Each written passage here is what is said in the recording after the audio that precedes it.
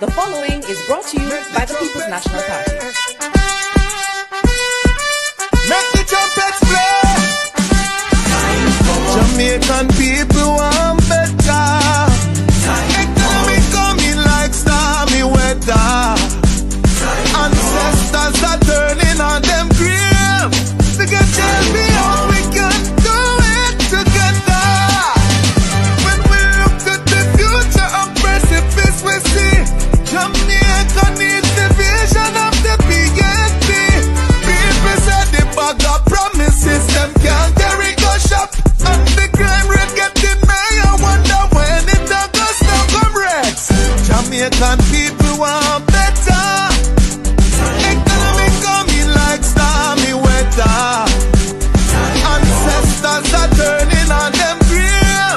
We get champions. The proceeding was brought to you by the People's National Party. The following is brought to you by the People's National Party. Make the trumpets play. Jamaican people want better. Economy coming like stormy weather.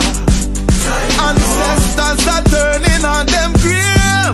To get champions, we can do it together.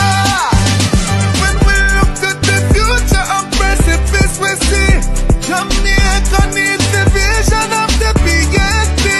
People said the bag of promises, them can't carry go shop. And the crime rate getting higher, wonder when it does now come Rex. Jamaican people want better. Economy coming like stormy weather. Ancestors are turning on them grave. We get champions. The proceeding was brought to you by the People's National Party. I know why you come to me with that foolishness, you know. You elect a prime minister, and is a prime minister run the country. It is time we learn to hold our leaders accountable for their actions and stop making excuses for them. Stop making excuses. Otherwise, go elect the people who really run in the country. And I don't want to right start that stupid argument. Hold the people you elect accountable. And stop making excuses for them. All right. Hello, welcome. Happy Friday. Happy Friday to those in television land. Happy Friday to our silent supporters. Happy Friday to everyone in the chat. Hope everyone had a wonderful and productive week and looking forward to a restful weekend for those who don't have to work. Thank you guys so much for tuning in. Tonight's topic is Time is the Master. Andrew to get court decision on judicial review on December 6th. And tonight we have Baron, your main host, and Marie. And guys, remember when you come in, thumbs up the live, share us out if you can. And if you're new to the channel, please show us some support by subscribing. Hoping that everyone is starting to recover from the effects of the tropical storm Raphael. I know that there was quite a bit of down trees, flooded roads, destruction to roads and stuff. So hoping that recovery has started and progress is being made. And to all our supporters over there in Cayman, we know that it hit you as a hurricane. I'm hoping too that you guys are also starting the recovery process. Let me just go ahead and welcome those in the chat. Laris Beckford, Dorothy McCoy, Truck Life, Youngans, Dwight Tyndale, Patel Cruikshank, Carla Ibang, Sivan Johnson, Beres White, Andrea Hunt, Don Mel, Fitzroy Nugent, Andrew Fisher, Rosa, Arlene, made by Trinilena, Cheerful Wild Horse, Florence Brown, Willie Dunn, Fabian Bryan, Monica Hall, Carol Banton, Elaine Tucker. Welcome. Thank you guys so much for tuning in. Thelma, welcome. Without any delay, I'm going to hand over to Baron and do some housekeeping. Raquel Witter, welcome. All right. Fitzroy Palmer, welcome. All right, honey. Big up as usual. You know, you always come through excellently in terms of, doing the welcome for us. But yes, once again, all our listeners, right, I want to say big thanks to you all for those persons, right, who have been following us from day one, right? We really appreciate that. So let me say big thanks to you, right? Of course, you are the ones who had provided us, right, the strength, right? Without you, there wouldn't be any us. Now, let me say this, Father Lonesome, in a way that big up yourself, the Titan boss, and the Titan family, right? Big up on yourself. All right, Ligris, right? You always see Ligris, right? Always asking the people to like up the live and, share it out. And, we want to say big thanks to you for that, Ligris. We really appreciate that, right? Love that. Now, tonight we are going to get into the political trenches, right? And we are going to clean it up, right? Particularly, what our target is for tonight is to expose, right, the Andrew Holness-led administration as it relates to the level of corruption. Nothing is not hiding. They are not even hiding it, right? But they deem that the people, are ignorant, and so then, right, as a result of that, they are just acting in plain sight, right, disregarding the Jamaican people who had elected them. But tonight we are going to go into the trenches, into the political trenches, and we are going to expose, right, the Andrew Holness-led government. But before we get into that, I want to say, as it relates to our potential leader, right, Mark Jefferson Golden, I am telling you people, Jamaican people, the energy that going around Jamaica, right, from Nigel Point to Moran Point, right, Mark Golden is just doing his house chores. Mark Golden is getting from constituency to constituency, walking with the people, talking with the people, and I am telling you, the energy and the love that Mark Golden is getting is just unbelievable, right? And we are seeing that reflection coming out in the polls, right? I honestly start to believe that even what Dan Anderson, right, is putting out there, that, Mark Golden with 39% and the GLP with 30%, and Mark Golden have that 9% advantage, which indicate a landslide anyhow. But honestly, the way I am seeing Mark Golden is moving, right, the People's National Party is just getting on the grounds and doing the work, and the energy that building up around them, it's amazing. And I honestly believe, no disrespect to Dan Anderson, but I honestly believe that Mark Golden is more in the 11 and 12% lead. And that's a convincing lead, right? That is indicating a solid landslide for Mark Golden. Now, let me show you again, as it relates to just one of the few clips, as it relates to one of Mark Golden last errand in Morant Bay, right? Being there with the people, talking with the people, right? And this is when I see that Mark Golden is doing that, Mark Golden just triggered me as it relates to what Michael Manley used to do, right, back in the days. Michael Manley getting out there in the community, talking with the people, understanding the people's plight, right, being there, right, not going out wearing clothes, right, to trick the people, right, and not promising the people where you know that he cannot deliver. And let me say this, people, I am going to show something tonight. It is going to be exciting. Let me say this. Every cases, and Mark Golden is fighting on the people's behalf.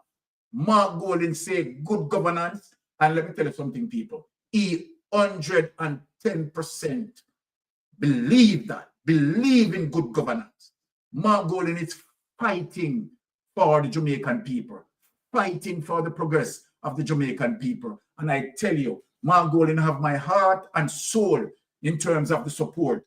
And I'm asking Jamaican people to deliver the support to Mark Golding, because Mark Golding is 100% genuine. He is not a bag of wire. He is not a conniving snake like Andrew Holness. He is not someone who is going to live on the back, right, of the electorate.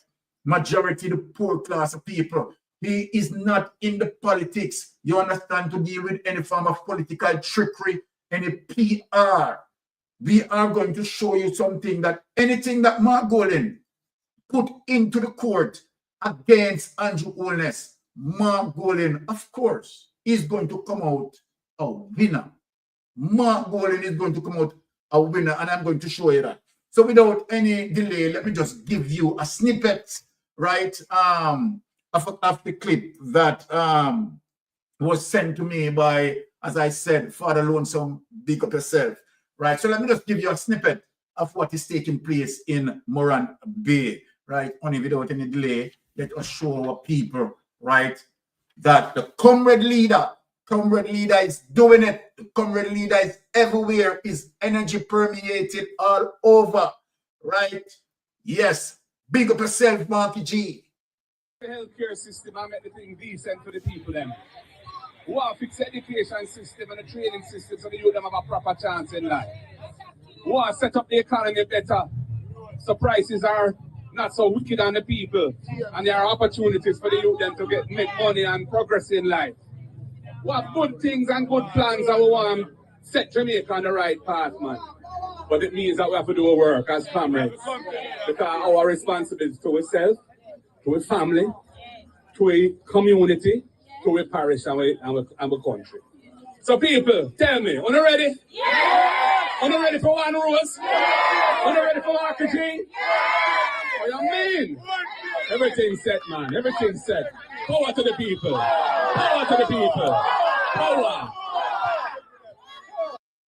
Yes, people. I love that. So people, let me hear the chat. If you don't love Marky G, put yes in the chat for me. If you talk about good governance, yes in the chat for me. Because I am telling you people, Mark Golding, right, has been there, done that. Mark Golding for democratic socialism, bringing back, you understand, the lifeline in politics, bringing back fighting on behalf of the people. And the evidence is there to show.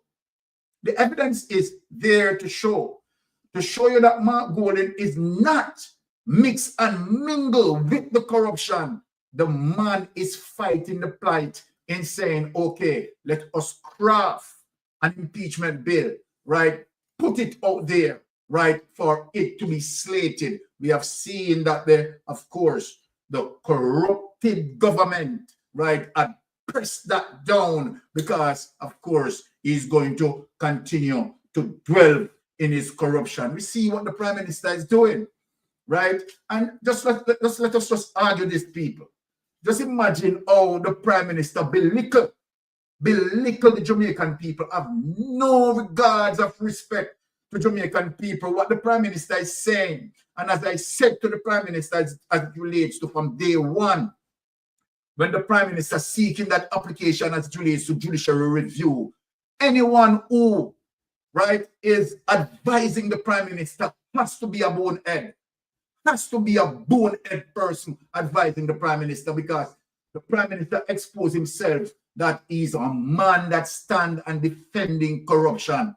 How can you, right, the Corruption Act, right, that goes to defend the Jamaican people, goes to defend taxpayers, you are saying that you want the court, right, to pull down that act, to dismantle that act, and here you are seeking a third term. Seeking a third term for what? Let me ask you, Andrew.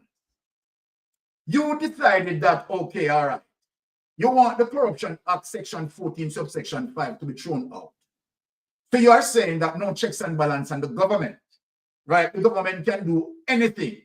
The government can use taxpayers' money, right? You can have taxpayers' money misappropriated and no query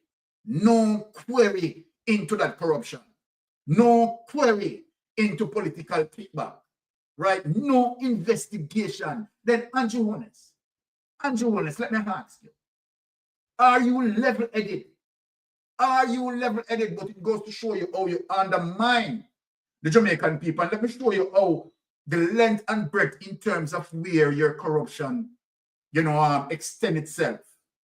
Because if you have any respect, any regards, right, for Usain Bolt, who had lifted us up, right, in Jamaica, carry all of us on his back, athletically speaking, right, where this man becomes a Jamaican icon, and what your administration had done to him, they're supposed to tell every Jamaican, where you stand as it relates to the black youth of Jamaica who is moving towards a potential future, right, of productiveness, right? Because what your administration had done is that attempt in cutting down the man capital injection that he had worked so honestly,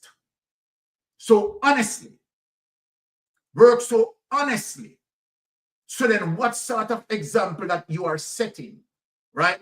Because we know that your administration is very much guilty, right? We have seen where SSS sending you money, right, into an account that you had taken out with $0, right? And all of that money coming from SSL into your account. So Prime Minister, you cannot deny it. You cannot deny it that you have not been benefited from SSL, right? You should have been ashamed of yourself. Your administration should have been ashamed of yourself. It's a callous shame, egregious, right, in terms of what your administration had done. And your Minister of Finance run gone because he know the exposure to come, right? But let us juggle in our program tonight, because tonight, we are rolling out. As I said, we are getting down in the political trench, right? And we're going to dig out everything out of that. Now, let us show the Jamaican people that anything that Andrew Holness put in the judiciary, and that's why, you see, when it comes to the judiciary, I always speak people.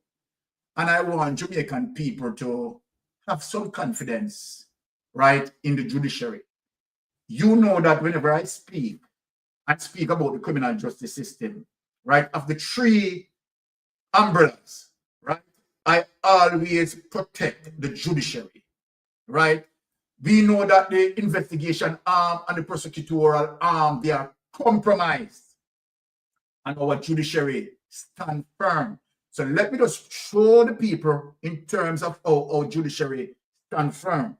Now, we have seen Mark Golding, right? As I said, when Mark Golding put something in the judiciary, right, that is a complete win. No two-way about that. Mark Golding has never put something into the judiciary, anything into the judiciary, you understand, and come out as a loser. Mark Golding is a winner because guess what?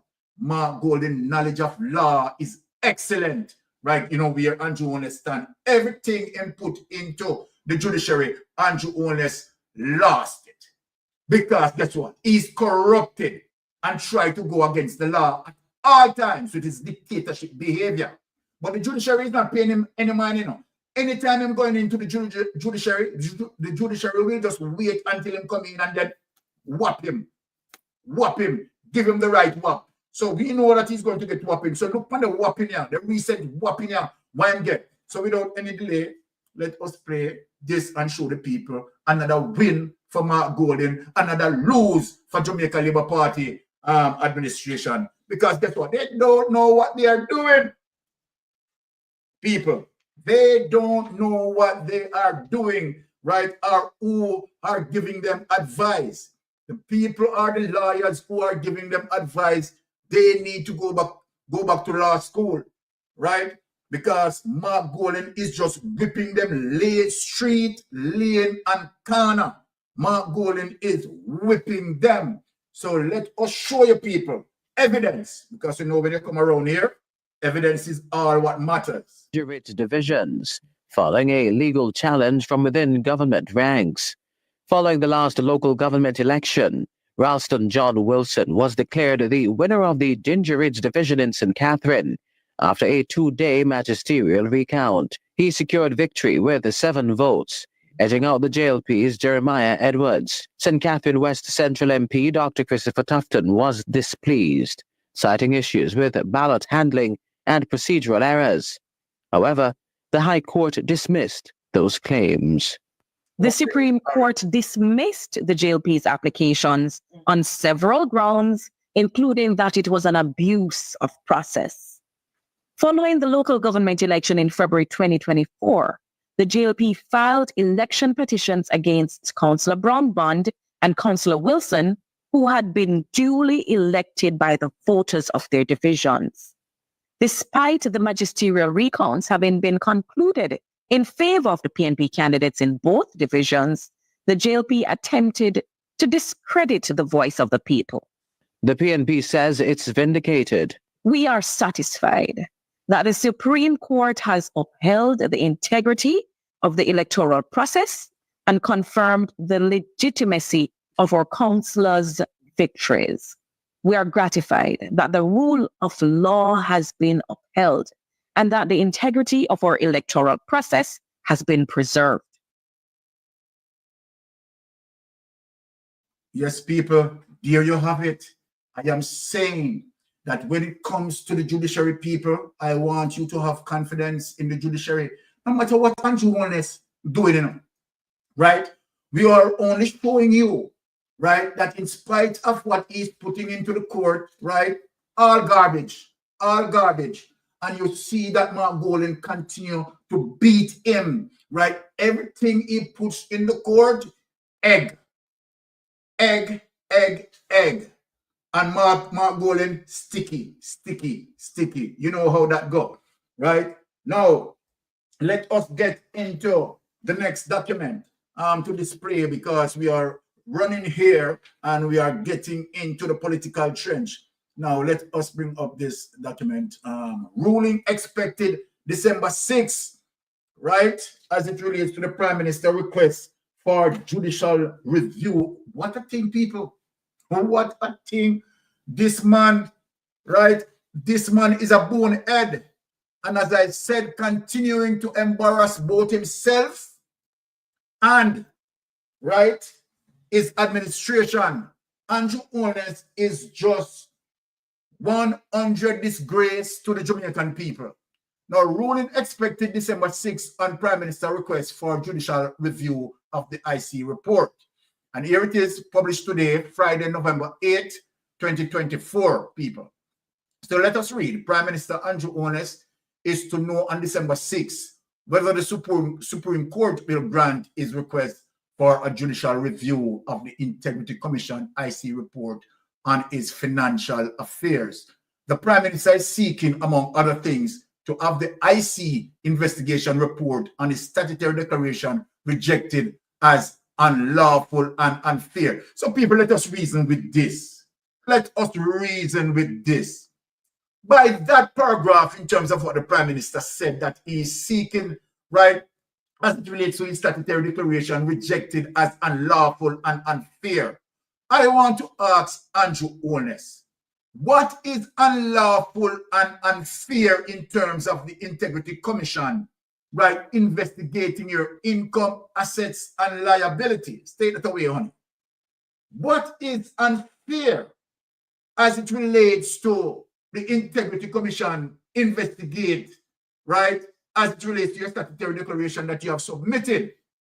The Integrity Commission investigators look through your statutory declaration that you have submitted and the wealth that you have amassed. Your income cannot justify that. And as it relates to the Corruption Act, Section 14, subsection 5, that is illicit enrichment, sir. So let me ask you, where in that you can explain right? To the Jamaican people, right? I know you are going to try to explain to the judge, which I know that is a bonehead move, right? Because the Integrity Commission investigators are acted in tandem with the law. The law, as according to the Corruption Act, right? Integrity Commission investigators have carried out their responsibilities. They are the one who look through, right, the members of Parliament statutory declaration, right, and certified, right, such statutory declaration, right, if it needs to be certified. The problem with your statutory declaration, sir, it cannot be certified. But I know where your problem lies. Andrew, between me and you, we are going to talk a secret. We don't want the people to know. The problem lies that they know you don't want them to go back to investigate 2006 to 2009, where ADMAT, right, situation is, and where ADMAT buying up the properties.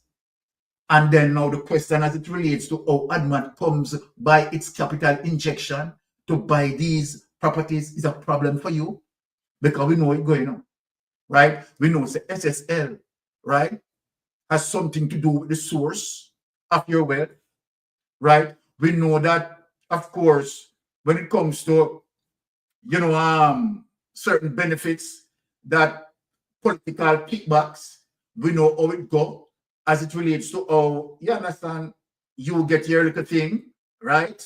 Them look contract the way I want to Gavin. You know, we see, we know it going on. So, we know you don't want them to go back there. So, but Papa, right? Rest assured. Me know your Papa root are shooting. All you see you go on and come out and show a strong face and you talk. Me know say you're fretting, right? Because you see where the pendulum swinging. You see where the pendulum swinging. So then, all right, we know what is going on with that. So we're going to show the people them that you're a big loser. You know, everything you put into the court, you have lost it. You have lost it, right? And we want to show the people them who are following you and where you are carrying them down to the political abyss, right? We are showing the people that they already booked their ticket on Titanic, and you know what happened to Titanic. So all of them, right, who are protecting you, who are defending you, right, in terms of your wrongdoing, right? They booked their ticket on the political Titanic, right? Now, since we go through that, right, let us switch a bit, my people, and hear a little thing from Corporal Rowan James. Remember, you know, Corporal Rowan James, right, unfortunate situation because Corporal Rowan James came out strong, right, and defending, right, the rank and file members, right, defending them in terms of, you know, they haven't have, you know, as much adequate tools to work with, and the Prime Minister and the Minister of National Security come out telling lie, right, how much billions of dollars spent in security, and where are all the gadgets? What did the money do? So we know what is going on as it relates to the Jamaica Labour Party administration, you know. They brag all the time that in comparison to any government, previous administration that gone by, they spend the most money, which is true. Billions upon billions of taxpayers' money spent, and you cannot see, right? Now, what you look, police have limited vehicles, police have limited equipment to work, such as, you know, body vests, right? Cameras and so forth. You see, that becomes a problem, and yet them spend billions of dollars. So now let me just read a little thing from Corporal Rowan James and show you that update where that is concerned. Because people, as I said, tonight, you know, bang around. Here. All right. So let us get a little feature from Corporal Rowan James. Right? Corporal Rowan James is seeking to add AG to suit fighting is interdiction. Let us hear what Corporal Rowan James said. An application is to be made in the Supreme Court to amend the lawsuit filed by Corporal Rowan James. What in the area? the former chairman of the Police Federation, who has been on interdiction since July 2023. So unfair because the man spoke out on the level of corruption that is taking place, right? Them try to bullerize him, put him on interdiction, even although the court ruled into Corporal Ron James' favor, right? They pay the courts no regards.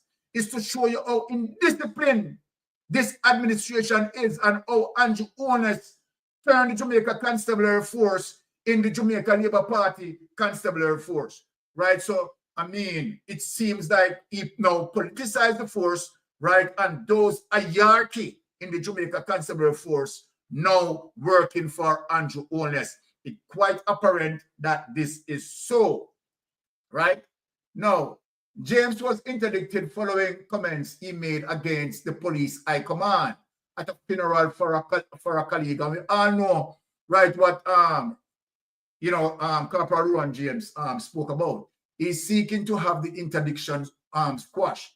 When the matter came up before the Judicial Review Court on Wednesday, Attorney at Law Lemar Neal, who is representing James, informed the court that he had recently been retained in the matter. He said he was asking for an adjournment to amend the claim. Neal pointed out that because James had raised constitutional issues in his case, the Attorney General should be joined as a respondent, and rightly so. Justice Simone Wolfe-Rees granted the adjournment and set the application to amend the claim for February 26 next year. Let us take that down. Now, let me say this, Corporal Ron James, right? If you are listening to me, right?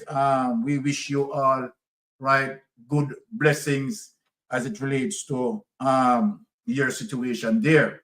We have known that, of course, it is so unfair, right? It is embarrassing that the Andrew Honest-led administration, as a result of you speaking out the truth, right, identifying the wrongdoing, right, you have been suppressed in the way you have been suppressed, right? That's a big wrong, right? Now, let us move on. Now, people, when we talk about, we have seen how Andrew Honest-led government just full of PR. They are PR expert. From Christopher Tufton comes straight down, all of them, right? Decided that they are going to PR them way out and trick the people, right? And they don't have to perform the people's will. Now, the people voted for them, right, to have good infrastructures, right, roads, good proper road in their communities, and so forth and so forth.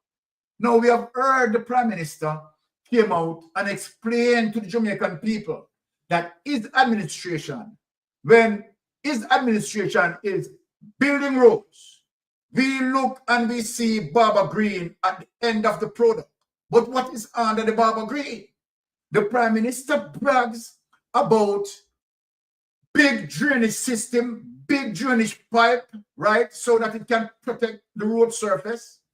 The Prime Minister brags about fiber optic cable and the billions of dollars that's spent. And this is what, you know, here it is. And I am not wishing bad as it relates to the tropical depression that that passed through Jamaica, right? Because what it had done now is to reveal the viciousness of Andrew Honest's administration, the lies that they continue to tell, right? In terms of new roads and so forth.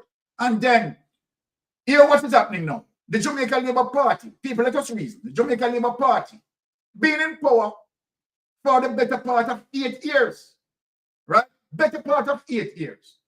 But remember, people, in 2015, when they campaigned, they identified a lot of issues, and what they did, they asked the people, right, to vote for them, and so then, what the people are getting from the People's National Party, they will do better.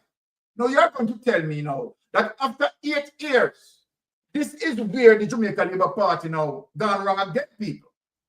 Because after 8 years, and all what you promised, you had not delivered. And now, you are now pointing fingers on the People's National Party. Now, Andrew Honest, get it into your thick skull.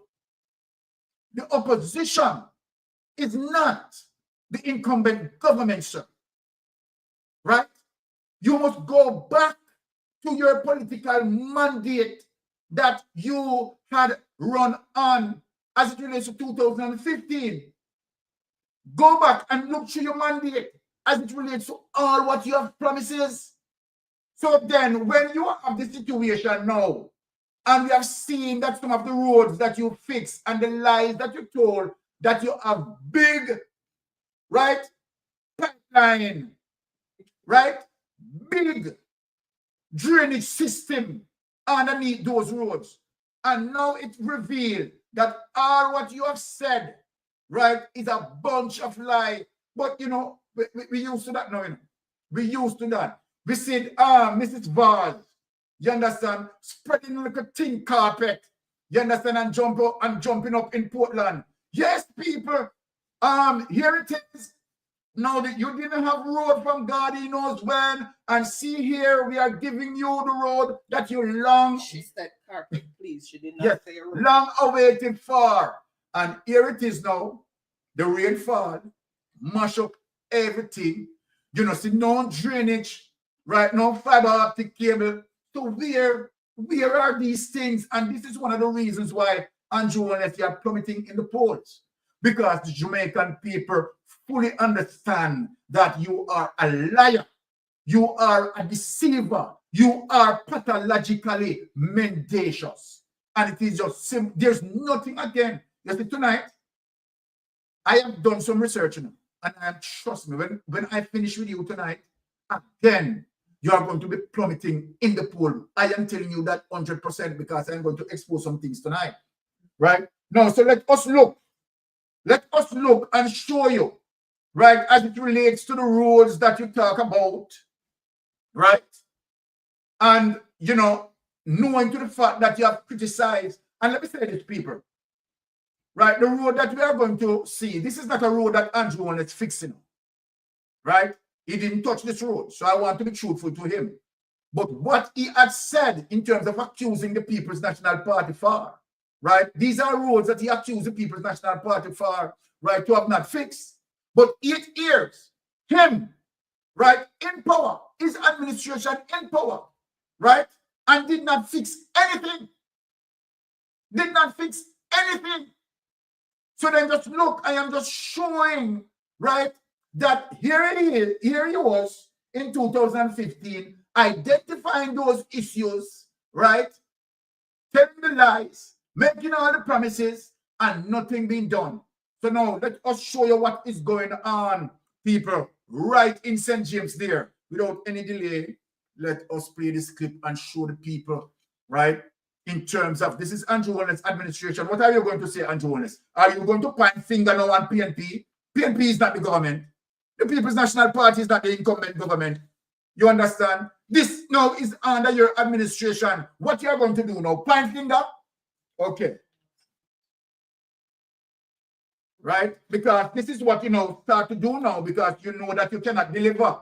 So all what your administration turned into now is a blame game and finger pointing. That's all what your administration is now. Blame game and finger pointing. Oh, no, look at these people. Look at this mess. Watch out, watch out, watch out.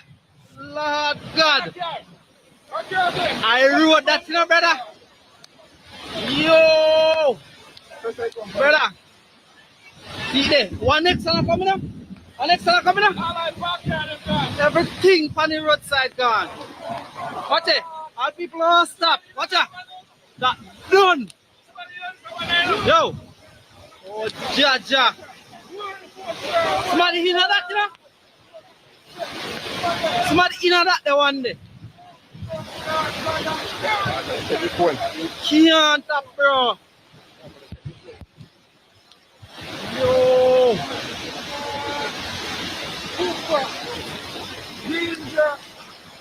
Jaja. Watch the road. Okay. Road. No road, bro. John Zal. Serious. Okay. Watch out. Watch out. Watch out. Okay, we are repeating it. Yeah, let us take that away. So I want to ask Andrew Owner something. Come here, Andrew. What are you saying that you are asking particularly those people in that particular area, the St. James area?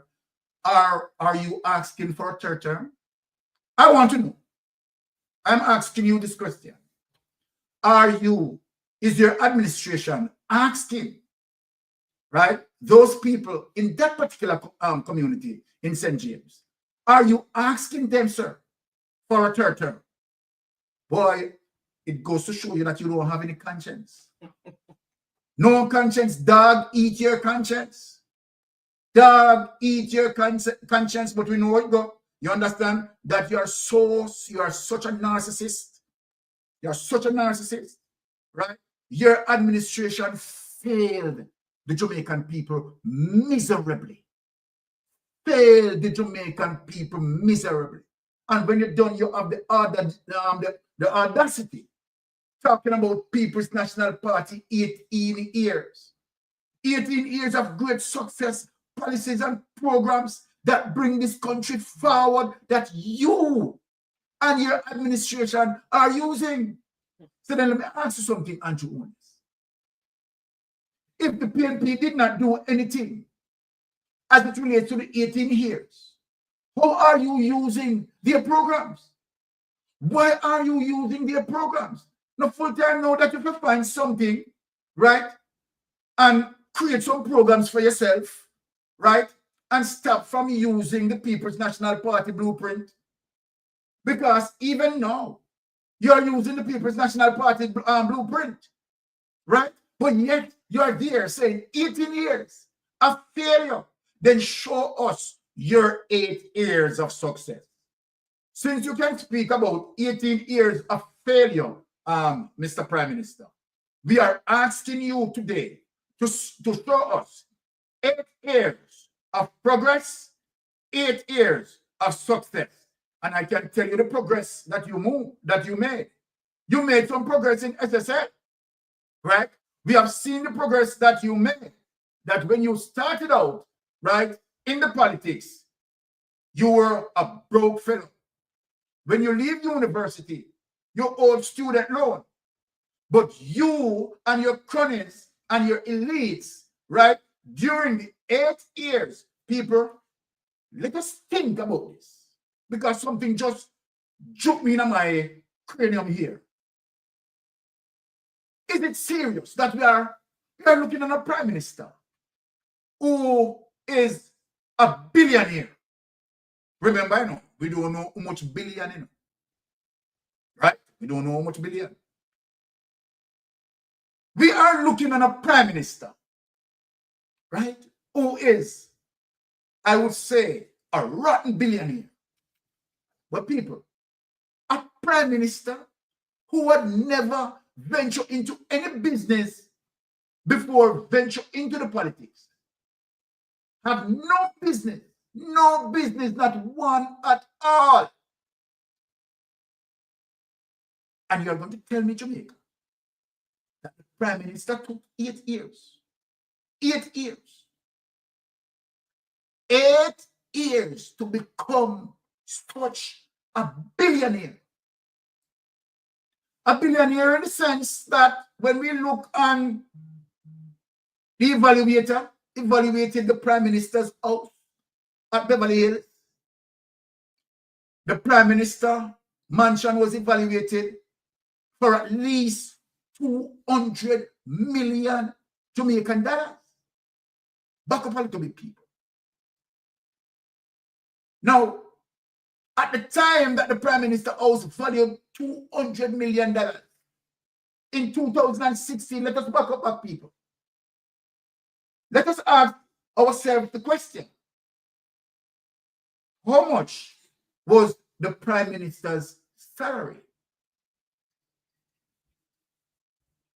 Now, the Prime Minister's salary was $6 million. And I want people to go and research it. The Prime Minister's salary was $6 million. Then you are going to tell me that the Prime Minister, right, came into the politics, right, in 1997, right, in 2016, where the Prime Minister's salary is $6 million. The Prime Minister was able to build a mansion that valued $200 million at least. People, Jamaica people, I'm going to put out the politics out of this. Think Jamaican people. Right? 8 years. Think, when you look at that, serious cause for concern. Serious cause for concern. And here we are today, that the IC have a problem with Andrew Holness. What people also need to be considered, that prior to the IC having a problem with Andrew Holness, the Contractor General have a problem also with Andrew Holness. So the Contractor General have a problem with Andrew Holness as it relates to corruption in between 2006 to 2009. Right? Now remember that the Contractor General being dismantled, right? And you have 3 entities that merge into the Integrity Commission. And that 3 entities that merge to become the Integrity Commission Act of 2017. In 2021, now also have a problem with Andrew Holness as it relates to illicit enrichment. The Prime Minister having difficulty in explaining his wealth. But let us look in the entire history of the Caribbean Basin. Right? Let us look in the entire history of the Caribbean Basin, and let me ask one question, and I want to ask all my Jamaican brothers one question. Is there any Prime Minister, right, as it relates to the history of the Caribbean, as it relates to its politics, the Caribbean politics, where any of those Prime Ministers, right, within just 8 years becomes the billionaire as what Andrew Holness had become? Right? Andrew Holness buying up properties all over the place, using ADMA to buy the first 4 properties. And we are getting now evidence of other properties that Andrew Holness also bought. And remember now his wife, you understand, building an $800 million apartment as it relates to the investment at the current market value. So people need to understand the volume of this thing, right? The gravity of this corruption, right? It centers really deep.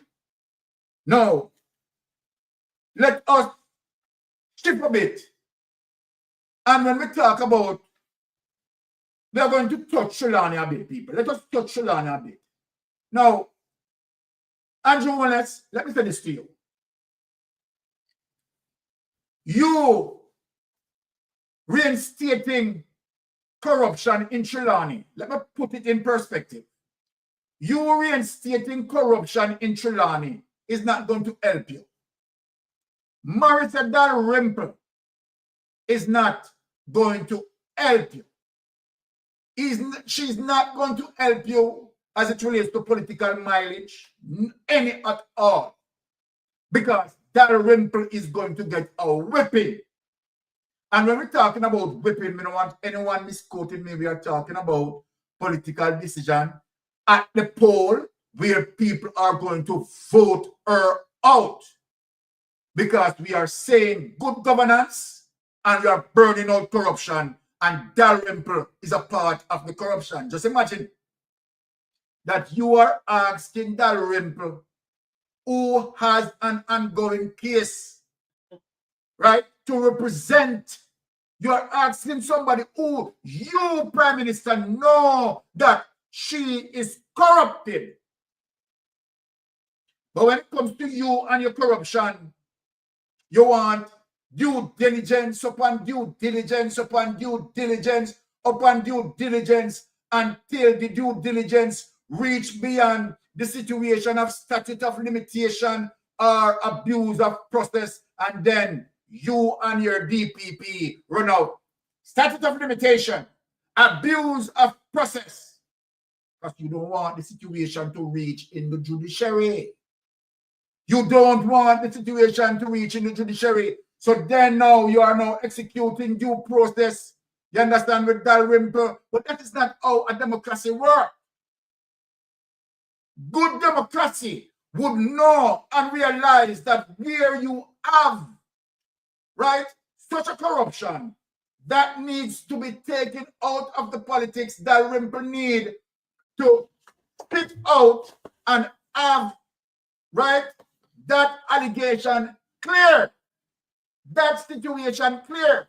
In any modern democracy, right, that is what is expected to be done. When some members of parliament or any member of parliament found a foul of the law, right, silent democracy is going to say, step aside, have your situation sorted before you come back in. But we know how it goes with you, Andrew Holness, because when you have Dalrymple set there, the message that you are sending is that the Jamaican people need to allow you to carry on your mission, right? Even though, right, you run afoul of the law. When I said run afoul of the law as it relates to the allegations of corruption that surround you, right? So any person with decent moral efficacy, any decent moral principle about his or herself would have now taken his or herself, you understand, from out of the political process, right, and let the investigation flow. But guess what? No, you have decided to stay there. You have decided to continue to interrupt. You have decided to double down in your corruption. You have decided to compromise the criminal justice system, right? And asking Jamaican people that they need to give you a third term in spite of the dark cloud, right, that whining over 8 members of parliament. And this is what we have. But you again with your bag of promises, and let me tell Dalrymple why Dalrymple is going to lose in Trelawny.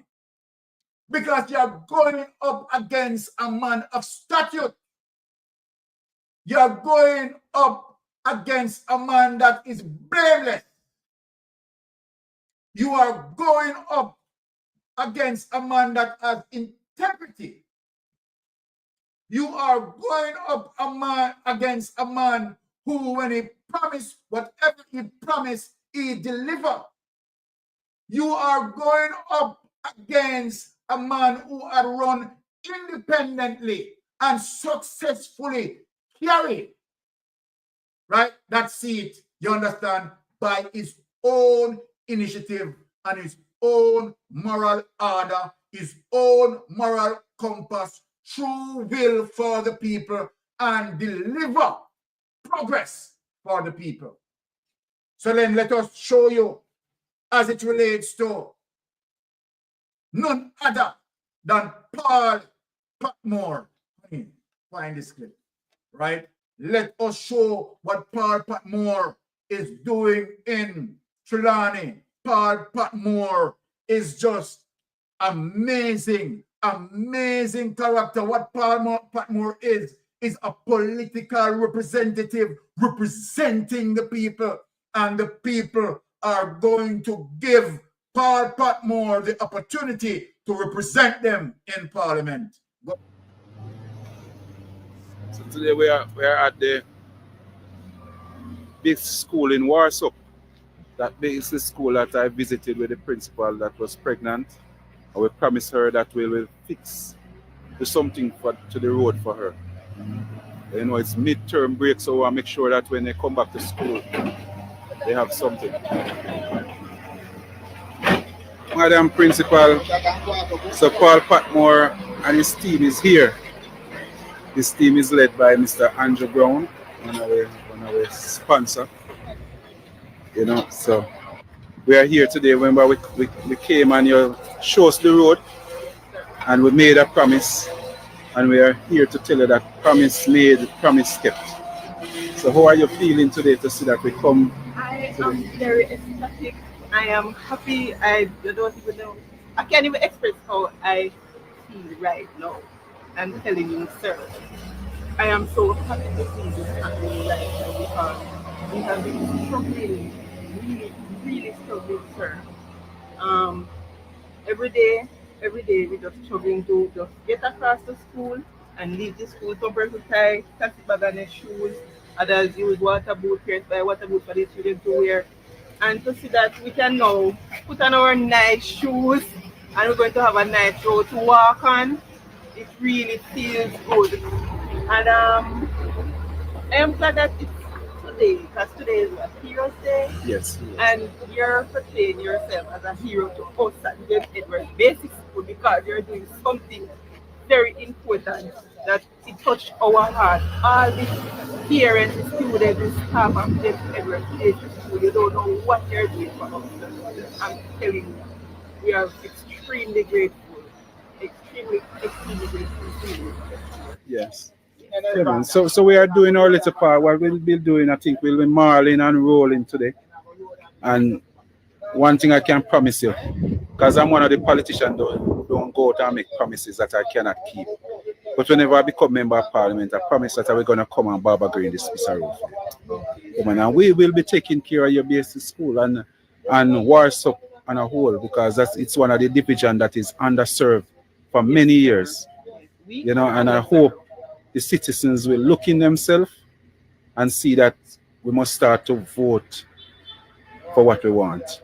Don't vote because you say you're diehearted and your grandparents used to vote for that party. You must demand proper representation. You know, so I'm here. I want to be invited. You just please invite me to the next PTA. I want to come and meet with your parents. Oh, and I'm sure they will be happy to have you, sir. Yes, when you have PTA at school? We would have to make another date because we have one already in September, so the next one would be in November. November, okay. Yes. Yes, and with me today is Mr. Kedan. Yeah, man, he's the caretaker counselor for the Warsop division. And he's here. Yeah, man. All right. So we are here as a team today. Yes, sir. Yes. All the Don't best. have to take any more risk going over. No, not at all. I don't want you to meet any accident. Yes, sir, and I can see that Madam Principal is indeed happy. Yes. That you came and because this was really needed for the students, because I came over here sometimes in September. It was raining here was in such a condition. So I know the parents and the staff of the James Edwards Basic School are indeed happy for this initiative. And Yes. I know you're a man of your words, so I know when you're elected as an MP representative, you'll ensure that this road will be Barbara Green and properly maintained. Yeah. Thank you again, sir, and continue to do the good work in our division. The rest of social. Yeah, welcome. Yes, sir. All right. Definitely showing that he's going to take care of us. Yes, it's Yeah, looking man. good, sir. right. You're looking good. Yes. So then, let me speak to Dalrymple, right? So Dalrymple, These are the examples that would like you to set. We don't want no roast cow example, right? We want people to vote for policies as what freedom said. Not belly full. Not belly full. Right? We believe that you can roast cow. We are talking about collective benefits. We want politicians who are willing to walk with the people as what Michael Manley did. We want politicians who believe in democratic socialism, walk with the people, talk with the people, be there for the people, and representing the people. We don't want a politician who believes that he can enrich his or herself and the treasury of the Jamaican people. We don't need those politicians. Those politicians are what we call future killers, killing the Jamaican future. We don't want that. We want politicians who walk with the people, talk with the people, and most of all, prosperity for the people. Now let me show you some more energy.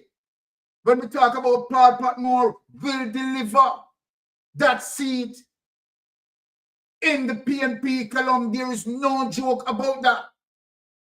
So Dalrymple, buckle up yourself, because we know that you are corrupted, right, beyond the core. Now, let us look at some energy here. And we're not going to show, we are showing you the full-fledged energy between Dalrymple, right, and Paul Patmore. And let me tell you something, people. What I did, right, just to show fairness, I want to show the Jamaican people as it relates to the sort of energy that building up in South Trelawny between Dalrymple and Paul Patmore. And you can see that the clip that I'm going to show you, this is how where the JLP source in are migrating people within the constituency, right, in terms of supporting Dalrymple. But when Paul Patmore, right, do his stuff in terms of his campaigning, those are organic, right, and the massive turnout for Paul Patmore, simply signaling to Dalrymple. So without any delay, people, let us show, you understand, the energy between, right, both, well, the energy between a political representative and an ordinary politician. So let us show, right, the energy here. Who's back? Yeah. Look who's back. That is Dalrymple. Yeah.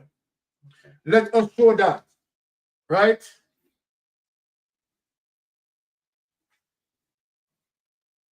Now, this is the corruption that the Prime Minister is spreading back now, right, in Trelawny.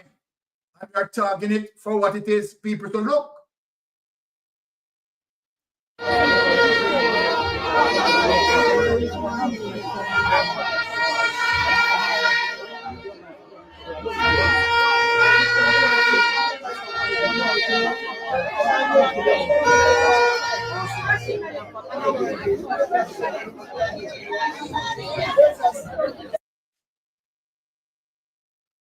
Okay.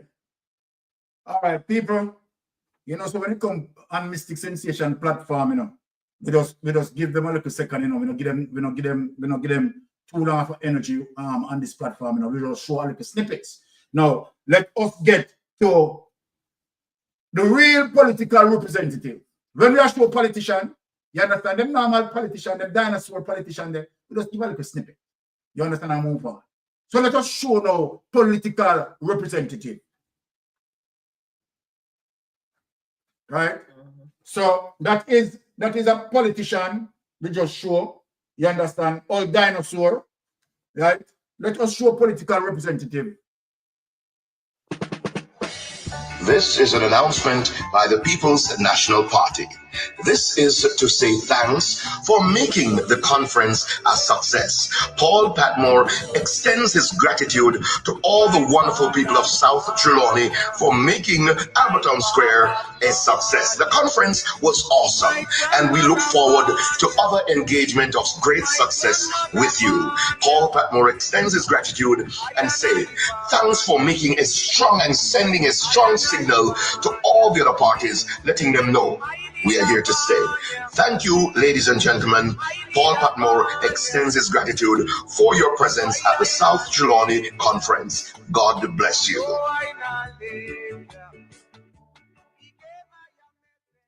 Aye, he gave her a message to all those people who no love progress. I tell you people, when I see the energy, boy, you know, trust me. But apart from Paul Patmore burning up South Trelawny, putting the energy there, right? We have more. Let me tell you something. People's National Party on fire, people. Fire, people. The people of Jamaica need good governance. They are short of leadership. They are thirsty for leadership. Good governance, right? Now, let us get into more heat and more energy, showing people that, look, and let me say this, right? I don't want people to, you know, feeling good in terms of, you know, PNP making the progress in the poll and all of that. People, we are not going to take that for granted, right? Why it is important? It is important, right, that even if we win 62 seats, we want to win the 63. So that is how important it is. It simply means that every single person, your vote counts. And let me talk to you tonight before I move to the next clip.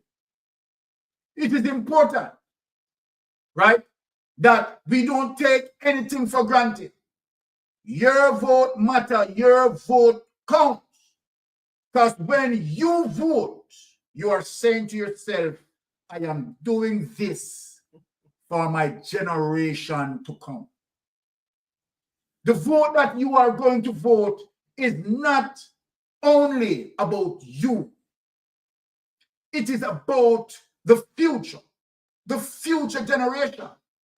What you want when you vote? Good health care. Well, let me ask you, are you getting good health care right now?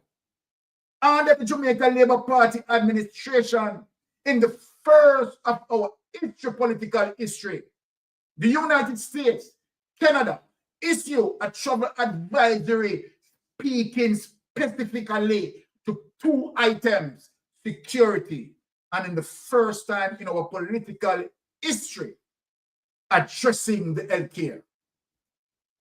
So then when you see that, right, let us take the politics out of this. Let us take the politics out of this and ask yourself the question, in spite of all the spin that Tufton is spinning, because we know that Tufton is lying, remember that Tufton came on Wayne Lonesome's show, and when I asked him, he quoted statistics, and when I brought statistics to him, right, he was saying that I am the one, right, or anybody else could write that statistics. He didn't want to admit to the statistics that I am showing him because I caught him in his lie. People, you must remember that. So this is a man who, you understand, no matter how bad it is, he believed that he possessed the charm. He possessed the political charm, you understand, to shift the narrative. And so then, of course, he can use propaganda machine like Big Mama because they believe that they are so articulate. So they can articulate the lie, you understand, as it relates to alternative truths. And so then they believe they can PR their way out of their corruption. But let me tell you something tough, done. Right? Of the $1.7 trillion that is unaccounted for, your administration, $700 billion, right, is a portion of that. Your administration. Okay. So then, let us go to a next clip because we say fire tonight, you know, living lava tonight. Now, let us go to, right, Machiavelli, right? We are getting down there, people, right? Getting into the political trench, right? And uproot what needs to be uprooted. Now we're showing about the energy of the People's National Party, right? The Prime Minister tell us that Dalrymple resigned because it was the honorable thing to do. And then all of a sudden, the same matter when she resigned over, he not deal with yet in the court. And she talk about she have come back. We will not have it. We want Paul Patmore to represent the people of Trelawny to call the general election.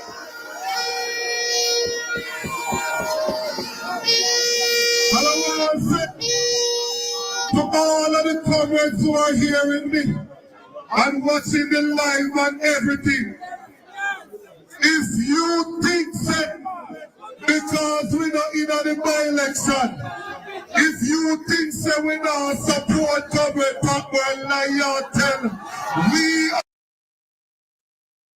All right. Okay. I don't know why Dayton Campbell draw me out and now, you know, man. Dayton draw me out and now, you know, man. Yeah. Since Dayton Campbell touched the corruption, right?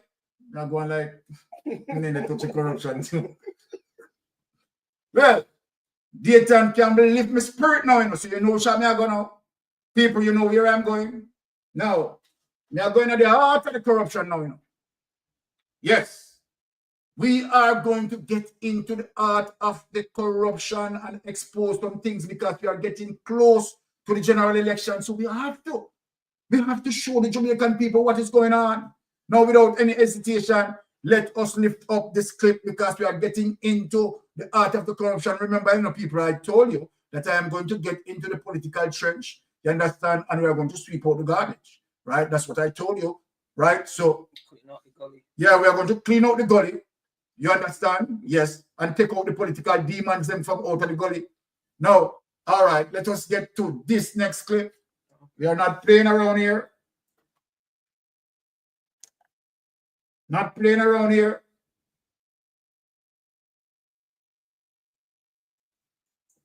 We're going for the third term. You chose a song which resonated with me. And a one time a day we pray.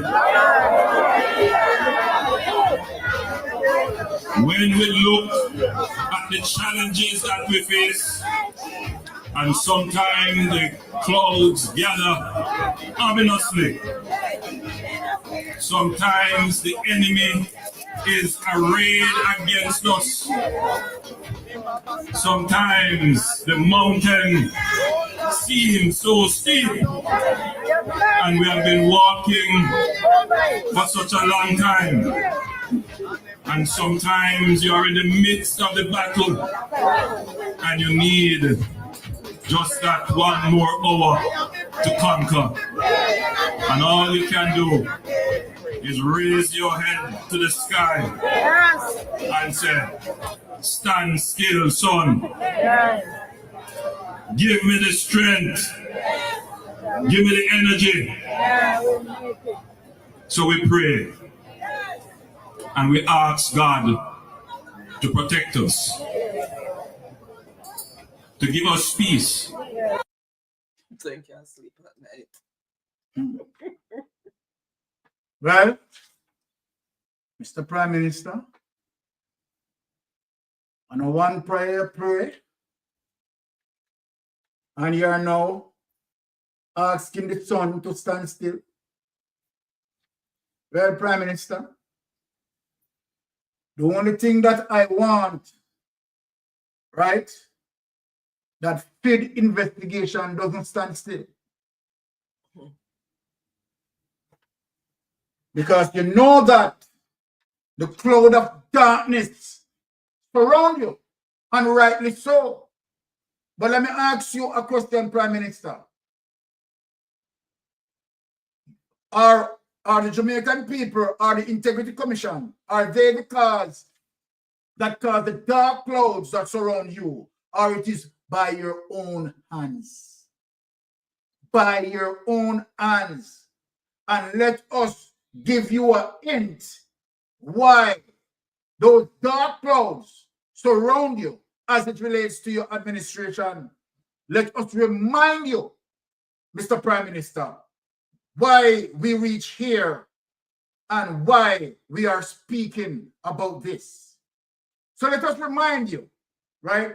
It seems as if you are hallucinating, right? So then let us put you back on track as it relates to why we get here now without any delay. Let us show you why we get here. The Jamaica Accountability Meter Portal, JAMP, views as worrying the revelation that some government ministries have been unable to properly account for trillions spent over a 10-year period. Executive Director Jeanette Calder says the permanent secretaries must be called to answer. How was the money spent? That's the trillion-dollar question being asked by Auditor General Pamela Monroe-Ellis. In a Gleaner article, it was revealed that the Auditor General's department is being hindered from independently assessing how more than $1.6 trillion was utilized between two ministries and the Office of the Prime Minister, OPM. Those ministries are the Education and Health ministries. Mrs. Monroe-Ellis noted that for 9 fiscal years, spanning 2012-2013 to 2018-19 and 2021-2022 to 2022-23, Parliament approved $902 billion, representing 13.7% of the national budget, to manage and administer public education in Jamaica. However, no appropriation account was done. It was a similar case for the Health Ministry, which Parliament had approved $695 billion to. The Auditor General said the accounting officer in the ministry submitted 15 of the 22 appropriation accounts for financial years 2013-2014 to 2022-23, but those did not meet the standards for submission. As for the Office of the Prime Minister, 3 appropriation accounts representing an accumulated budgetary allocation of approximately $12.02 billion are outstanding. Executive Director of the Jamaica Accountability Meter Portal, JAMP, Jeanette Calder, says based on the revelation, the country has been left in a quandary. She says the issue begins and ends with the permanent secretaries. The permanent secretary needs to make sure that after 4 months when the year ends, she sends her report to Parliament to say, what have we done with the people's money? All right. When that don't happen, Delia, who's supposed to come and say, what are gone? The people who get the report. Yes. Who are those? Are parliamentarians. So we have parliamentarians, for example, the Ministry of Health, for 10 years has not told our parliamentarians, told our Auditor General what they have done with our money. How much money we're talking about? Just a little bit under $700 billion. And that is a report that they have gotten every year for the last 10 years till it add up to $700 billion. What is the work our parliamentarians are doing for us? She says what needs to be done is for citizens to understand the accountability framework, because only then will people be truly held accountable for the crisis facing the country. Who do we call for? The first time something goes wrong. The minister. Gentle folks, there are 7... No, Simone, that's the thing. There are 17 people in government with more teeth than a minister to sanction and to hold people to account. We don't know them things, Adelia. So when these things go wrong, who we call? The political representative who in the law has the least amount of power to do something about sanctioning and holding people to account. No, people, where we are going to get tonight is in the art of the corruption. And when Andrew wants to talk about it is not one prayer and pray, right? Don't believe that Father God, right, is going to allow you as it relates to the atrocities that you carry out against the Jamaican people as it relates to your administration, right? And Father God is going to overlook that, right? No, I will plead Psalms 35 for you. Plead our cause, O Lord, with them that strive with us, and fight against those that fight against us. Father God, be our shield and buckler. And this is where we are going to take it tonight. And we are going to show the Jamaican people the art of the corruption. But before I get in there, I am going to show people, right, the syndicatism of the art of the corruption. So we plucked up Nigel Clark. Nigel Clark, who had spent time with you before he had come into the politics. Nigel Clark, who had been in your shell company, Positive Jamaica. Let me mention the company name. Positive Jamaica, where Nigel Clark was a director. Right? Nigel Clark had brought forward in the politics to protect your wrongdoing. Nigel Clark knew about SSL. Adley Shaw knew about SSL. And we have the evidence. Yes, they knew about SSL.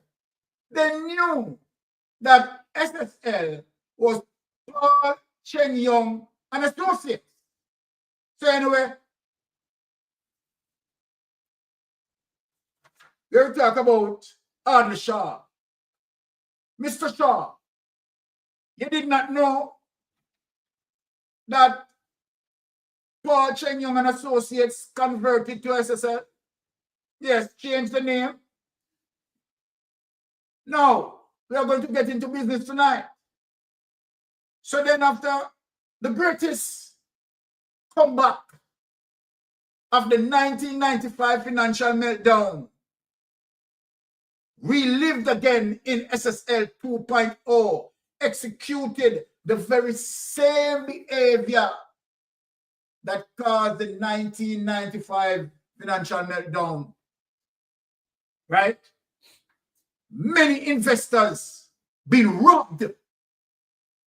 You are going to say that Adley Shaw didn't know. Adley Shaw, you know. You are going to say that Nigel Clark didn't know. Nigel Clark, you know, and you preserve the corruption. You preserve the status quo. And I'm going to show you. I show the people the evidence tonight in terms of you preserving the status quo. So then when SSL, when the rubber meet the metal and the exposure happened, what Nigel Clark had done? You came out, Nigel Clark, and you said to Jamaican people that you are not going to leave any stone unturned. This is what you said to the Jamaican people. You said you'll be lifting up all stones. And you said that people are going to be paying the consequence. But tonight I'm going to show you the lies you told. I am going to bring up the report. And you can't say that this is lie because I got the report from JIS. I'm going to bring the report to bear as it relates to all the trickery that you had performed. You said that FBI will come and investigate. You know, Nigel Clark, that was a lie. But of course, you went and you get FID because you know very well that FID crawled they don't have prosecutorial powers. You know that, Nigel Clark, with your trickery. We have done further investigation and realized what you have done.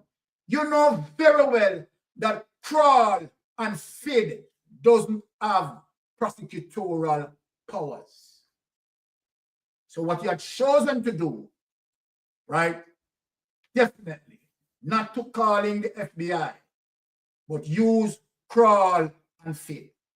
However, Crawl and FID, they have investigated. You said that the investigation, the scope of the investigation is too large for Jamaican authorities to handle. You're looking outside for forensic experts because the crime is so huge. And you want to make sure that you're lifting up all the stones. And so then you went, you got Crawl, right? And FID work together. And they came, they work, they investigate.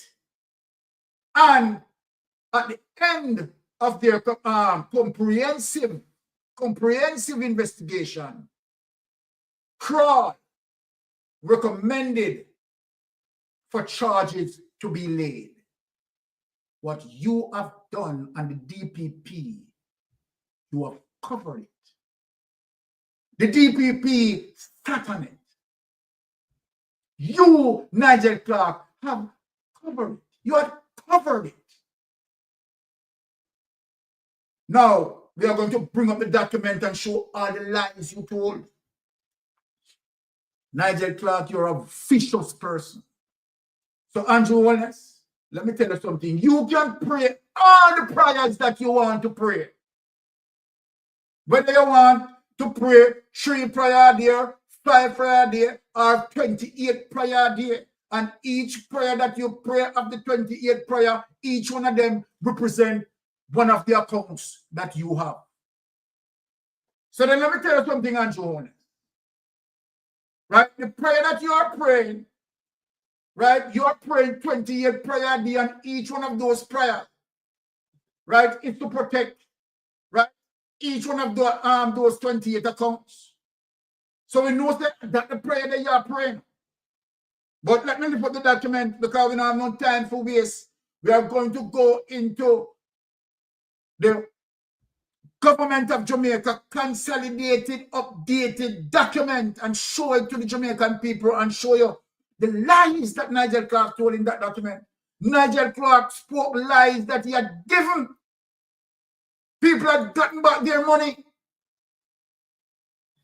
People had gotten back their money. And guess what? Nothing like that. Nothing like that.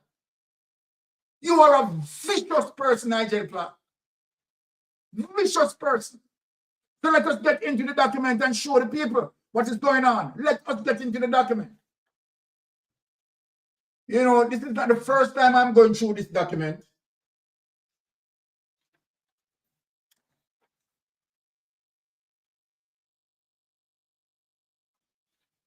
Okay. Cheering? Yeah. Okay, let us show this. So let us read 1.0 as the background, right? Because we are going to skip through this document. The Fraud at Stocks and Security Limited, SSL, is of public interest. Yes, Nigel Clark, it is. The Financial Investigation Division, FID, has reported that the fraudulent schemes are now estimated to have affected over 200 accounts, and the extent of the fraud exceed $3 billion in value. SSL was a boutique wealth management firm with assets that represented approximately 0.6% of consolidated financial sector assets. At the time the fraud came to public attention, SSL had custody of approximately 30 billion of clients' assets as a part of SSL off-balance sheet portfolio. There have been periodic updates from the entities managing the winding down of SSL, the transfer of its off-balance sheet portfolio, right? There have been periodic updates from the entities managing the winding down of SSL, the transfer of its client balances to accounts designated by clients, and the investigation into the fraud. However, some members of the public have requested a consolidated update, which I now provide in this release from updates provided to me by the FSC, right, the FID, and the temporary manager. Let us get to, right, some of the thing what Nigel Clark said here. Now, this is one of the first slides that Nigel Clark told. Transfer of local securities, 2.2. Transfer began in September and as of April 16, 2024. 1,230 clients' accounts totaling approximately 15.37 billion of local equity and fixed income securities were transferred to accounts specified by these clients. People of Jamaica, this is a big lie. Big lie. Now, bulletin point number 2, Jamaican dollar cash of approximately 665 million of 338 clients has been paid over to these clients. People, big lie. Big lie.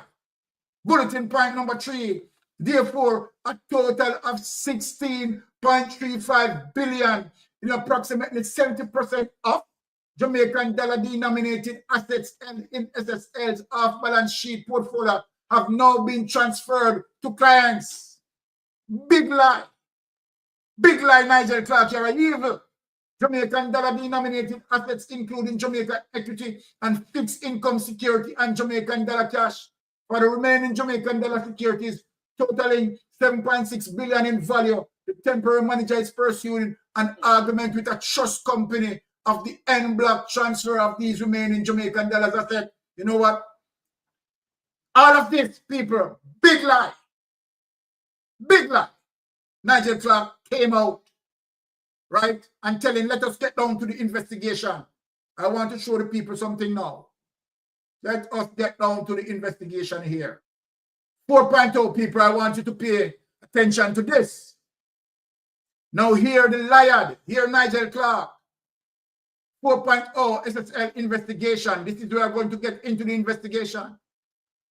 As I mentioned in my opening budget presentation in March 2023 and again in March 2024, with respect to the investigation into SSL, the policy position of the government is that we will make available whatever resources are required to ensure a thorough and fair, complete, and independent investigation. Nigel Clark, this again is a big lie. We will also, number 1, leave no stone unturned. Nigel Clark, you're a damn liar. Number 2, bulletin point, follow the evidence wherever it may lead. We know that you're a damn liar. And seek international assistance. This is the policy that has been implemented. As previously updated, Kroll Associates UK Limited, a renowned international investigation firm, was engaged to undertake an independent forensic audit to understand the facts relating to the fraud perpetrated at Stacks and Security Limited over the period 2010 to 2023. This again is a lie. Right?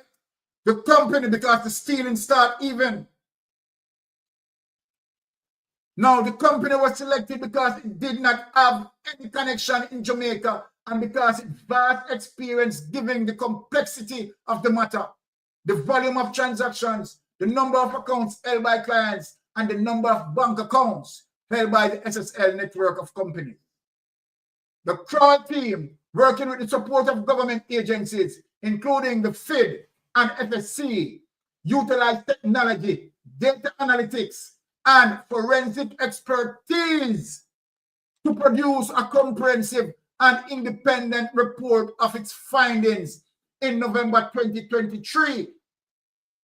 The Kroll report has confirmed that the suspected fraudulent activity and mismanagement at SSL and its related parties were much broader than initially understood. People, I want you to hear that. With the benefit of this report, their own investigations and through collaboration with other law enforcement agencies, the FID has publicly reported that a fired people. Now, people, I want you to pay attention to this paragraph and telling you the big cover-up between Nigel Clark and the DPP. Let us read back that over. This paragraph, right, is the art of the corruption. Now, hear this, people. With the benefit of this report, their own investigations, and through collaboration with other law enforcement agencies, the FID has publicly reported that a file was submitted to the Office of the Director of Public Prosecutions for the consideration of criminal charges against individuals linked to SSL network of companies or the companies pursuant to the Proceed of Crime Act, Larceny Act, and Financial Sector legislation. Take that document away. Let us talk to the people. This on April 17, 2024. Yes. Let us talk to the people. So, people, Nigel Clark, and let me tell the Jamaican people, use millions of Jamaican taxpayers' dollars to go out externally and to get fraud. Now, Kroll and FID completed the report, a comprehensive report, and recommended charges. But Nigel Clark and the DPP and Andrew Holness's administration doesn't want those charges to pursue. So after the report, remember that Kroll is the expert. Kroll is the expert, the forensic expert, right? That the DPP doesn't have the expertise. FID limited in the expertise. Kroll, who has the expertise and had done many global investigations of the similar nature. But they did not want, it seems, as it relates to the Jamaican Labour Party administration. So, Andrew, let me tell you something. With no stand or one prayer, you pray. Right? So you can continue to pray. This particular report, comprehensive report, after being completed, and where charges recommended to be filed, Andrew Holness, Nigel Clark, and the DPP sits on the report. And you know what, people? What the DPP is now saying, after the DPP got the report, that FID need to do more investigation. Now, remember, people. Remember, people. Paula Llewellyn. I want people to get what I'm saying here. Paula Llewellyn doesn't have the level of expertise. So then, the experts, the forensic expert, finished compiled a report, a comprehensive report, and said, okay, these persons are to be charged. But now what they're doing, playing delaying tactics, utilizing delaying tactics, utilizing statute of limitation, utilizing abuse of process. And then, of course, the DPP know that she's big, bold, and her authority is why she can shut down the investigation. And this is the problem that we have here. This is the problem that we have here. So when the big old dirty hypocrite coming out, both on a one prayer and pray, it's because he knows that he had compromised the criminal justice system. He knows that he controlled the investigators. He knows that he controlled the Commissioner of Police, who the Commissioner of Police should give authorization to proceed with the investigation because the Constitution gives them that power. The Jamaica Constabulary Force can investigate because they have also a financial division that they can investigate and they can recommend charges. They know that FID doesn't have the prosecutorial power. They know that CRAL doesn't have the prosecutorial power. So where it sits now. So CRAL had done the investigation, right? Gave it to them. And what they do now, play in politics. Play in politics. In plain sight, right? In plain corruption of Andrew Wallace-led government, right? It is such viciousness, such cruelty, because you believe that you have the right, Andrew Wallace, and your administration have the right to abuse the Jamaican people. You believe that because you are in power, you have the right, right, to abuse the investors who invested in SSL, because you believe that all of that cash belongs to you and your elites, and you have a right to take it, and nobody can defend it because you have compromised the criminal justice system. Yes, Andrew Wallace. The evidence is here. If it was any ordinary democracy, you would have been charged. If we were talking about fairness, checks and balance and transparency, you would have been charged. As a matter of fact, from the time the contractor general put you under surveillance as it relates to the illegal awarding of contract, if it was a fair democracy, you would have been charged. Right? You would have been charged. And then SSL would have not been happened. If you have been charged from 2009, SSL wouldn't have done what they had done. And just imagine. So let me ask you, Andrew Wallace, you believe, you and your administration believe that, okay, all right, FID and CRAL recommended charges. Who are these people who were recommended to be charged? So you are saying out to us that we have no right to know. So then, oh, you love Jamaican people.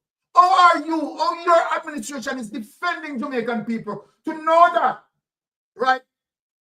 Criminals, let me say this. Your administration know that criminals, right, offended the Jamaican people as it relates to the investors, lost their money. How are you defending them? How are you defending them? What measures are you putting in place to defending them? Because if you are defending them, then why they don't need to know who recommended to be charged? If you were for transparency, if you were not a part of the scheme, if you were not hiding what you are hiding. If Nigel Clark was not suppressing what he is suppressing, then the truth would have been revealed. Then why is it so difficult for the people to understand, have an awareness of those persons who are recommended to be charged?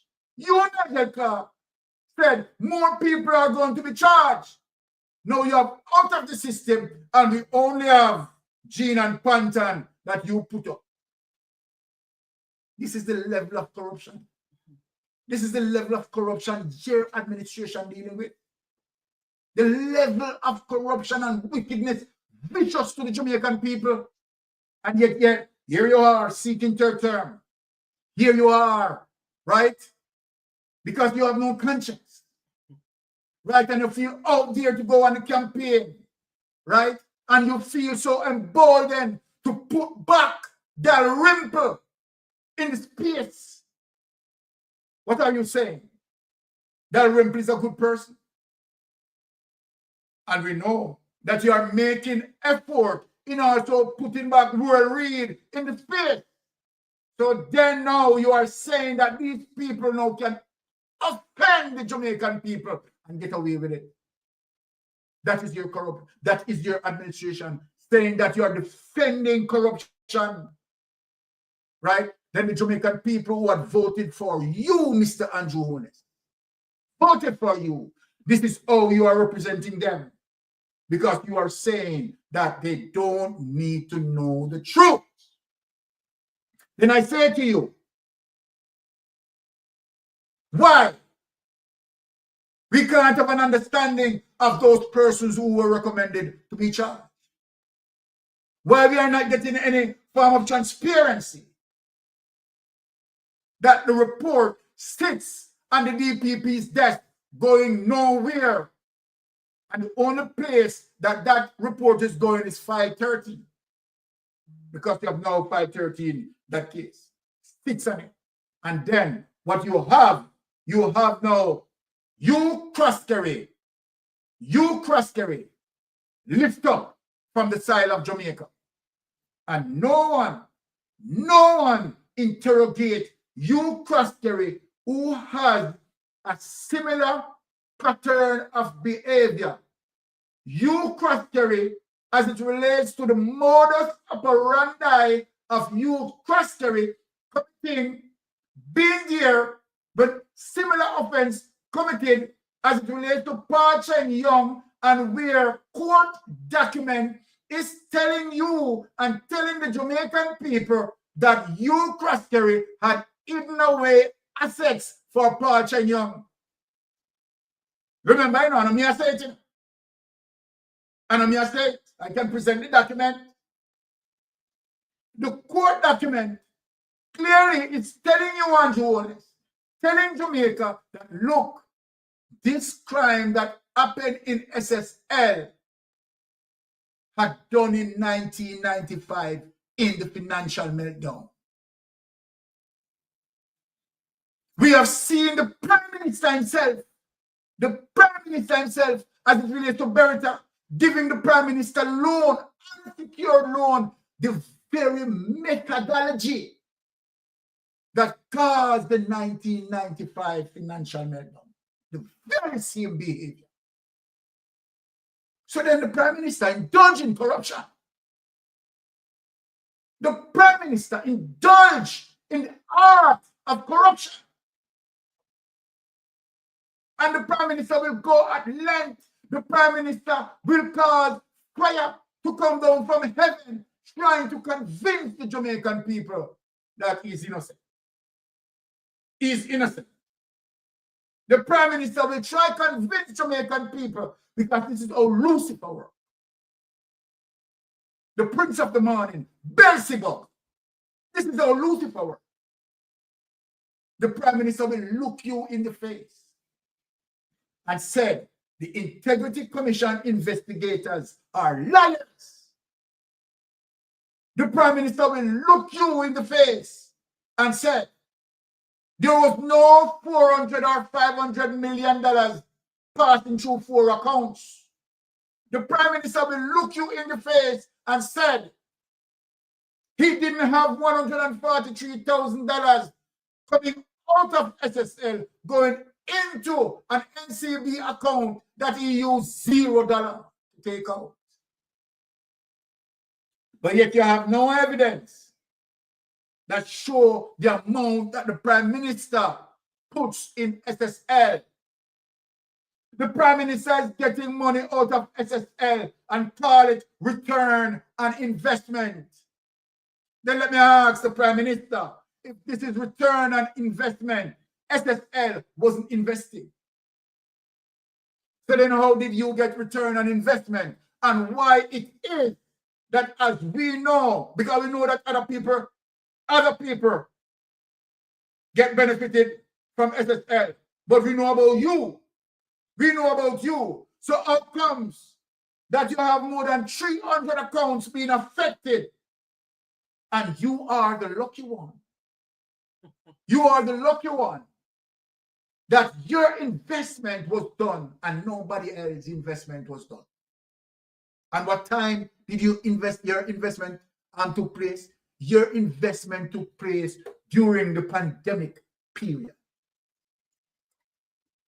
When all business all over the world been suffered, but wherever you so-called investment that prosper during the pandemic. During the pandemic, you're very active. Very active. And the masses of the wealth built up during the pandemic. Then you tell me, Prime Minister. You tell me, Prime Minister, how is that possible? That SSL, who was investing as it relates to crawl investigation, as it relates to FID investigation, but yet you have return on your investment, but yet you're here holding campaign that it is not one prayer you pray, right? And so then every single person is telling lies on the Prime Minister, right? Now the Prime Minister wants to tell us that all what the Integrity Commission investigators investigated, they are lies.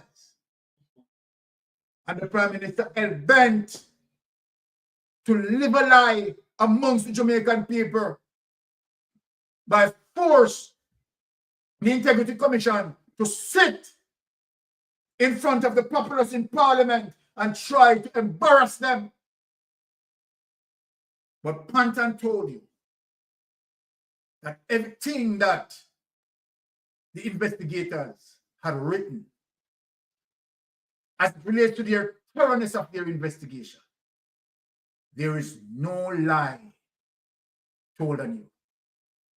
Panton, former Judge Panton, had spoken the truth to the Jamaican people. So what you want to do now? What you want to do now? Huh? You want to burn down the bridge, the Integrity Commission bridge, with Panton and all those investigators because they go against Beelzebub. So Satan wants to rain down his power of evil.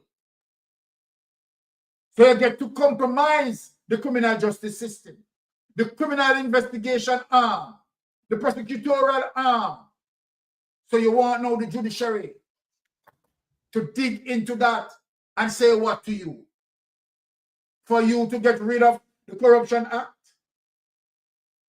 And so then give you free way now where you can now dip your hands in the treasury. Free will. And no one need to ask you and your administration no form of question. Just imagine, Prime Minister, 1997, you came into politics. At that time, you still owed student loan. You still owed student loan in comparison to you and Mark Jefferson Golden. Mark Jefferson Golden, who had businesses in purification, right? Prior to come into the politics, you are roughly about 5 or 6 times richer than Mark Golden. How can you explain that to the Jamaican people? How can you explain that? But to some dunce, to some illiterate, they see black and white.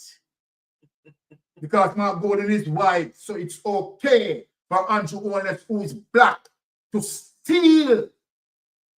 It's okay because Andrew Holness is black to corrupt himself. It's okay because for some of those who are defending you, those are the argument line, the narrative that they are using. Mark about master. Mark is a white man.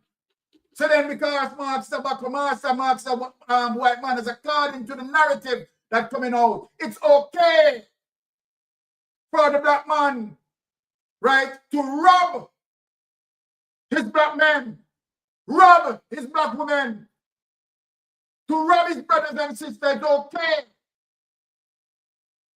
And so then when Mark Golden is moving towards crafting an impeachment bill, the black man is stepping on it,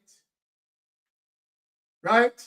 The black man is stepping on it. So it's okay for the black man to do with us at will.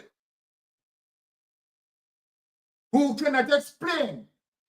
You understand that? How can you owe student loan coming into the politics? Didn't have a business. And in 8 years, 8 years, Andrew Holness, right? You're a billionaire, have so much business all over the place. You have Admat purchasing 4 properties, right? And plus other properties that you have. You have your wife as mansion at least flat, value over $800 million. And you're saying to the Jamaican people, you don't need to explain this. No, you don't need to explain this to no one, and you're honest. Yeah? You're honest, and then you're praying to your God. It is not one prayer day you pray. But you can fool those people with those myopic brain. You can't fool critical thinkers because we are looking on you with shame and disgust. You are a disgrace to Jamaica. You are a disgrace to the Caribbean basin. You are an utterly disgrace. And so then anyone who wants to vote for you, right, has the mindset like you. Now, let us show some of the cannery that you are dealing with. Right? I tell you that I am going into the political trench and I'm throwing out the garbage. Now let us move on because we are digging deeper in the political trench. Now, let me bust the bubbles here tonight. You came with your lies and your promise. And with some of the agents in PSOJ, right? You use artificial drafting to shape out, right, lies and project that you have planned, like Portmore Oasis, Trelawny Oasis.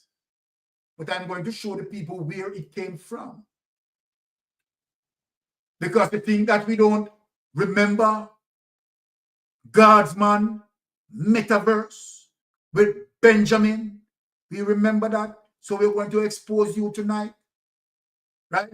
That the same AI that you are using, it is the same AI Benjamin used to trick, right, his clients. Remember that Benjamin from God's man tricked his clients in telling lies to his clients using those AI graphs. I am going to show it tonight so that people understand what you are doing. Yes, we are here. Now, without any delay, let us play this TikTok, Kingston, Jamaica. Let us play that. We are getting there, people. We are smoothing down.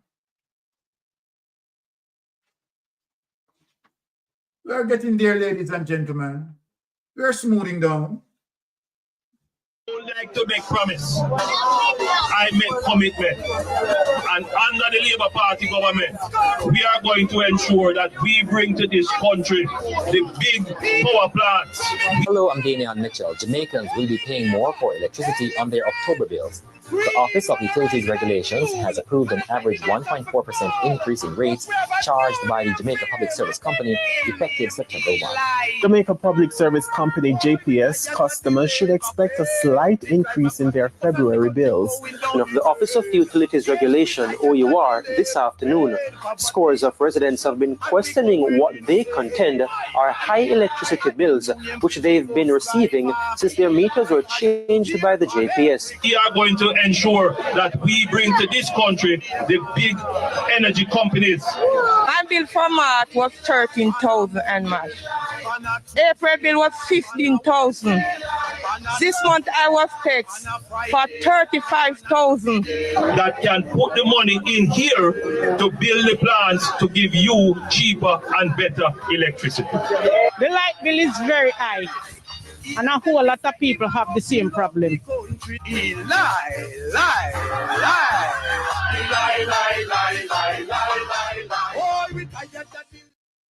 Take him away. We found him guilty. That is pathological mendacious. Take him away. Let us show more clips of him. Right? You know, standing his usual lies and promises. Without any delay, honey, let us juggle on and educate our people as it relates to this vicious man, right, in the parliament. This vicious man who is at the helm of our politics. There is still work to be done on the Jamaican economy. And as I stand here, having given, 27 years of my life to the country, almost 9 years of keeping my hands on the wheels and keeping the country stable and balanced and making sure that Jamaica is a place that is showing promise and progress and there is prosperity. I am very much afraid of thinking about what could happen if, for any reason, stable hands were to come off the wheel, to put novice hands on the wheel. And therefore, my commitment to continue to see this through to its proper conclusion, I am determined to ensure that we don't fall into the rut as we fell in when the country was destroyed in the 70s, rebuilt in the 80s, and then for 18 and a half years we fell into a lull. Not going to make that happen. We cannot make that happen. No. It is out of that period of time that we had FinSAC, which made our debt move to almost 130% of GDP. It was during that time that public sector bodies were so poorly managed that they created a fiscal risk for the government and created further debt for the government. It was during that time that murders passed 1,000 in this country. You talk about bad roads and lack of, it was during that time when there was no budget, when the country wasn't growing, that there was disinvestment in the infrastructure of the country.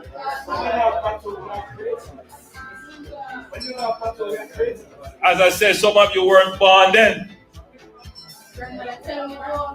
So when we talk, Colonel, we have to bring the facts to the table, because people are only seeing what is in front of them. They don't have the full understanding and the full context. Take him away. Take him away. So, You know, when we say that the Prime Minister is pathologically mendacious, this is what we're talking about. Right? We know that every word that's spit out of Andrew Holness' mouth is a lie. Right? We know that it's a lie. But what I want to ask the Prime Minister, right, if you are listening, sir, right, your hands, right, are stable on the economy, but yet our treasury, sir, right, $1.7 trillion unaccounted for under your administration, under your stable hands, right? Then I hope that your hands don't get unstable, you know. Because if your hand get unstable, if you're unstable and we lose 1.7 trillion, right, and it get unstable, right? Trust me, Jamaica poop. So let me say that. Now, yes, Mr. Prime Minister, I'm going to show you some projects that you reel out, right? And I'm going to tell the people where it's coming from. And that's why we have to bring back Kenneth Benjamin in the space. God's man metaverse. So we see where Benjamin tricked, of course, his clients to believe that his company is so highly advanced and technologically equipped. We see Andrew Holness using the same process. Now, let us show one of the projects that Andrew Holness is talking about. And we're going to show something here tonight. Now, without any delay, let us get to Jamaica Mega Projects 2024. Jamaica Mega Projects 2024. Look at it, people. Step into the future with Jamaica's remarkable infrastructure revolution. The island of Jamaica is currently experiencing an extraordinary transformative phase with a surge of diverse infrastructure and development projects, reflecting the nation's unwavering dedication to progress and economic advancement. These multifaceted endeavors span various sectors, demonstrating Jamaica's holistic approach to modernization and resilience. From ambitious transportation upgrades and the... Stop it, people. What more I show them want to look on the roads because none of them are something on the Jamaica. AI generated. Right? So I'm showing you AI generated thing that the Prime Minister has used to trick the people. When you look at those conditions of the roads and those road structures, those curly road structures, none of that, no, they are Jamaican people. But this is what the Prime Minister is using. I want you to pay attention to it. Play. Embrace of sustainable energy solutions and the establishment of a cyber city to groundbreaking tourism expansions and pivotal healthcare and educational initiatives. Each project contributes significantly to the nation's comprehensive development strategy. The focus on sustainable solutions and enhancing key sectors like transportation, tourism, and energy showcases Jamaica's commitment to long-term prosperity. Within this dynamic context, we are poised to explore in depth 10 of the major ongoing initiatives that stand as pillars shaping the future trajectory of the island. As we embark on this exploration, we'll unravel the intricacies of these transformative endeavors that collectively underscore Jamaica's dedication to fostering a modern, resilient, and prosperous society. Climate problems are increasing, cold and snowstorms are becoming a... Let us take that away. Yes, Mr. Holness, this is where Mystic Sensation caught up on you. Because when we do the research, we realize that, oh, that's how you do it, right? You mix the truth with the lie, old projects and AI-generated projects, right? Showing Jamaican people, right? Selling Jamaica, right? A big lie that you're telling. Now, we're going to go to God's man metaverse, who have sold the very same lie, using the same medium that you have used to sell his client the big lie. People, let us go to God's man megaverse. Look at it. We are going to burst the bubbles tonight, Mr. Holness.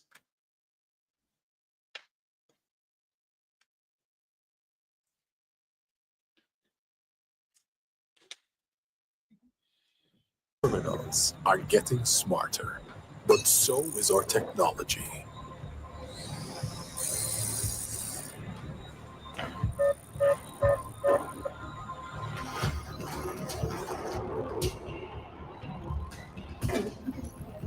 Can I get the citrus? There's an intrusion at 482 West Avenue. The intruder is still at the rear of the premises. Dispatch Team Alpha and send alert to client.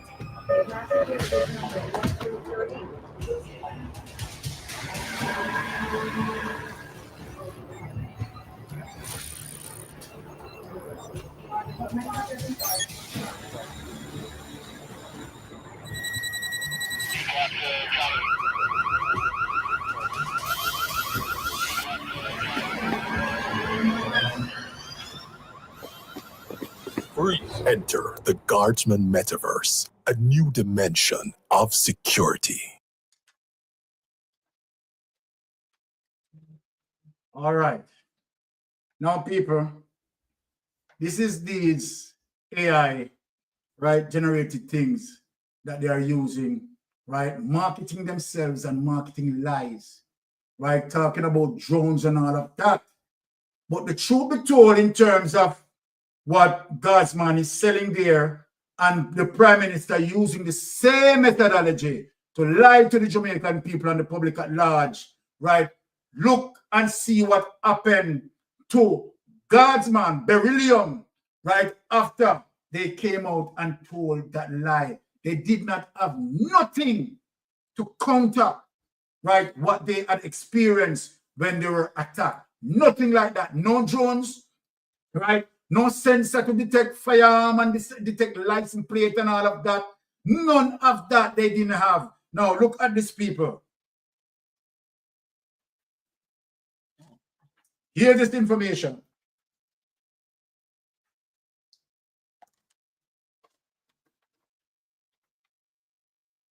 Everybody is tense. The mood this evening among industrial security stakeholders following another major attack on Beryllium security guards delivering money. The group representing industrial security companies says law enforcement is not doing enough, while the opposition says fear is spreading in the country. Giovanni Dennis reports. Everybody is tense, everybody is nervous because it was that company on Friday. It could be any other company today. The president of the Jamaica Society for Industrial Security reacting to yet another attack on Beryllium's guards.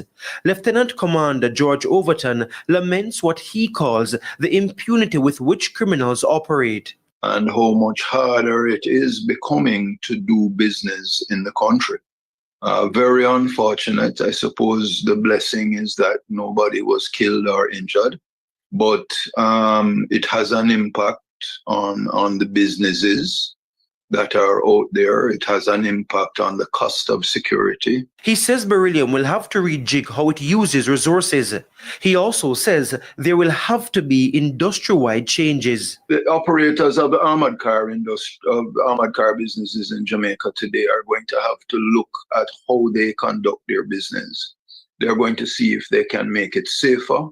How could they protect themselves from that type of criminal attack that took place on Friday? Now, opposition spokesman on national security Peter Bunting says insecurity is heightening among Jamaicans. A lot of people, they say armored vehicle drive up to an ATM or whatever. They clear the area because they're concerned for their own safety. And as you heard, there were a number, I think there were about 6 bystanders who were injured during this indiscriminate shooting. So it's something that we must get on top of. Commander Overton says the broader issue of crime is not being properly addressed by law enforcement. Do you think that there is anywhere else in the civilized world that this kind of attack takes place and just no consequence? We are, 4 months down the road, and from the last set of incidents. Yes, we know of a couple of arrests, but where's the matters in the courts or justice system? Everything drags along.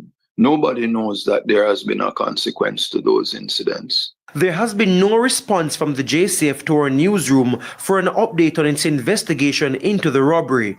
In the meantime, a statement from Beryllium says the company is, quote, cooperating with police in their investigations and take that away, because I think we have made a point as it relates to how guardsmen marketing themselves to have these, technology, right? And imagine 5 repeated attacks on Beryl, and they could not.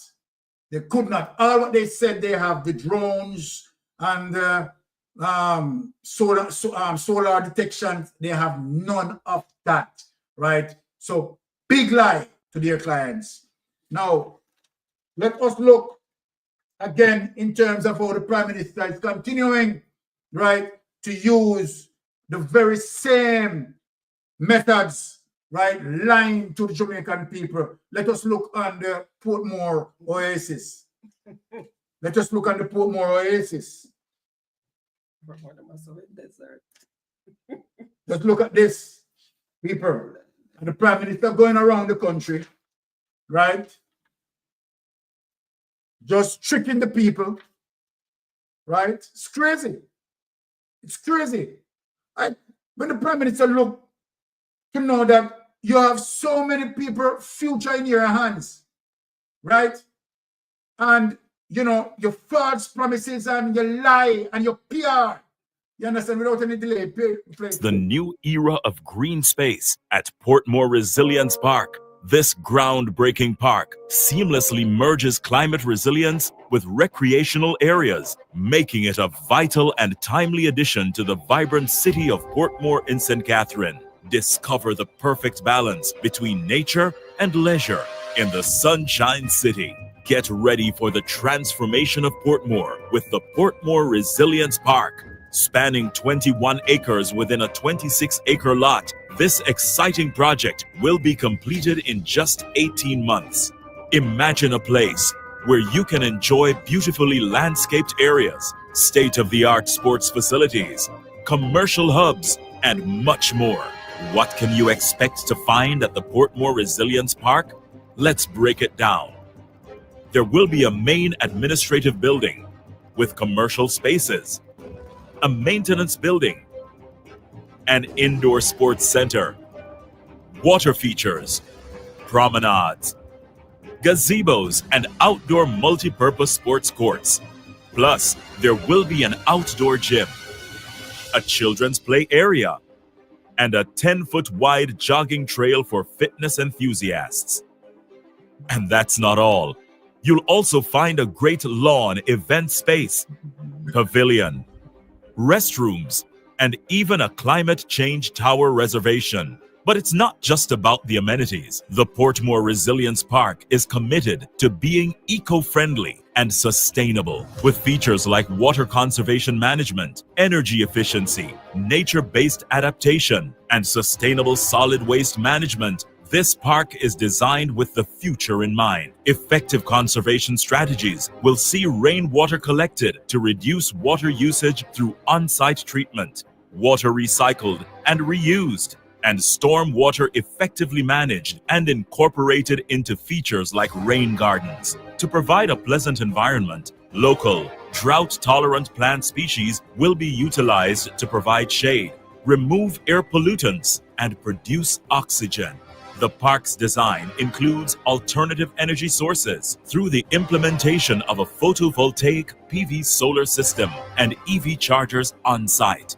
The benefits of the Portmore Resilience Park are vast. For the public, it offers access to top-notch sports facilities, relaxing landscaped areas, and a place to connect with the community. The business community will also thrive, with commercial spaces available for lease and opportunities for economic growth. This park is expected to generate more than 400 jobs during construction, 70 during operation, and provides scores of others through the facilitation of more than 20 micro and small enterprises within the park. These will contribute to a growing and burgeoning economy for Portmore and beyond. So whether you're a resident of Portmore, a business owner, or simply someone who loves spending time in green spaces, the Portmore Resilience Park is a project that should not be missed. Get ready to experience the future of parks. Join us as we create a sustainable oasis for St. Catherine and Jamaica. No, honey, to be honest, we have to give the Prime Minister that. Because, trust me, no, this man, right? Andrew Holness have some people which thought if Andrew Holness tell them that, okay, he's going to bring Jupiter to Earth, those people will believe him, right? Honestly, those people will believe him. No, this man level of cannery, I don't see anybody else measure up to Andrew Holness. He mastered the craft. He mastered the craft of deception, right? Master the craft of deception. I have to give him that. But let us drag back the people back into the space of reality. Because trust me, what you have just seen, right? I put you through a dream. So I have to take you back, right? Out of the dream. I have to now wake you up, right? And get into reality. So people, let us deal with the reality now. We are not in the dream anymore. Wake up out of the dream. Let us get into the reality. So let us get into the reality. Let us dig into the reality. Yeah. Now the reality, people, in spite of all what we have seen there, put more oasis. And you know, you have also Trelawny oasis that I don't show. And all the fandangles going around Jamaica, what the Prime Minister, All the shiny objects. right? All the shiny objects dangling in front of the people's eyes, telling lies, right? And all of that, right? Seeking political mileage. But this is the true reality that I'm going to read here today. So let me give you the date in terms of reading this. This is November 2, 2024, right? Export earnings down by 8.4% in the first 6 months of 2024, as according to Statin. My God, we have seen progress a while ago, and then just imagine we have to accept this reality of 8.4% in the first 6 months of 2024. Now, it's crazy. Now, Kingston, Jamaica's total export for January-June period of this year fell by 8.4% to US 944.8 million from the US, right, 1,030,000 there. 9 million earned in the similar 2023 period. This downward movement was due primarily to a 64.8% fall in the value of re-export of minerals fuel, according to the Statistical Institute of Jamaica. Remember that we listened to the Prime Minister, honey, and the Prime Minister said he's worrying, right, to know that you're going to have unsteady hands on the economy, right? Now you look that the Prime Minister have a steady hand on this economy, and here it is, people, 8.4%, right, as it relates to total export for January period this year, right, has fell, right, to 8.4%, and the Prime Minister has a steady hand, right, on the economy. Take that away. I just want to show you, right, how steady the Prime Minister hands are on the economy. So apart from that, as it relates to the 8.4%, right, let me show you other problems as it relates to what Nigel Clark left behind, right? And in the meantime, inflation rising. And in the meantime, BOJ, you understand, is trying to put X amount of millions of dollars to save the Jamaican dollar from sliding. So that is the steady hand on the economy. Let us go to the next clip and show you how steady the Jamaica Labour Party administration hands are on this economy. Right? Let us look how steady I am telling you, right? Let us show you the steady hands, my people. Government reports revenue shortfall for fiscal year, which ended March, right? The Ministry of Finance has released information showing that government revenues underperform, you know, hear that, people, for the financial year which ended in March, a development which has implications for the budget for the current fiscal year. People, I want you to hear it. The ministry said the government has commenced an assessment of the options to ensure prudent fiscal operations and the attainment of legislated targets.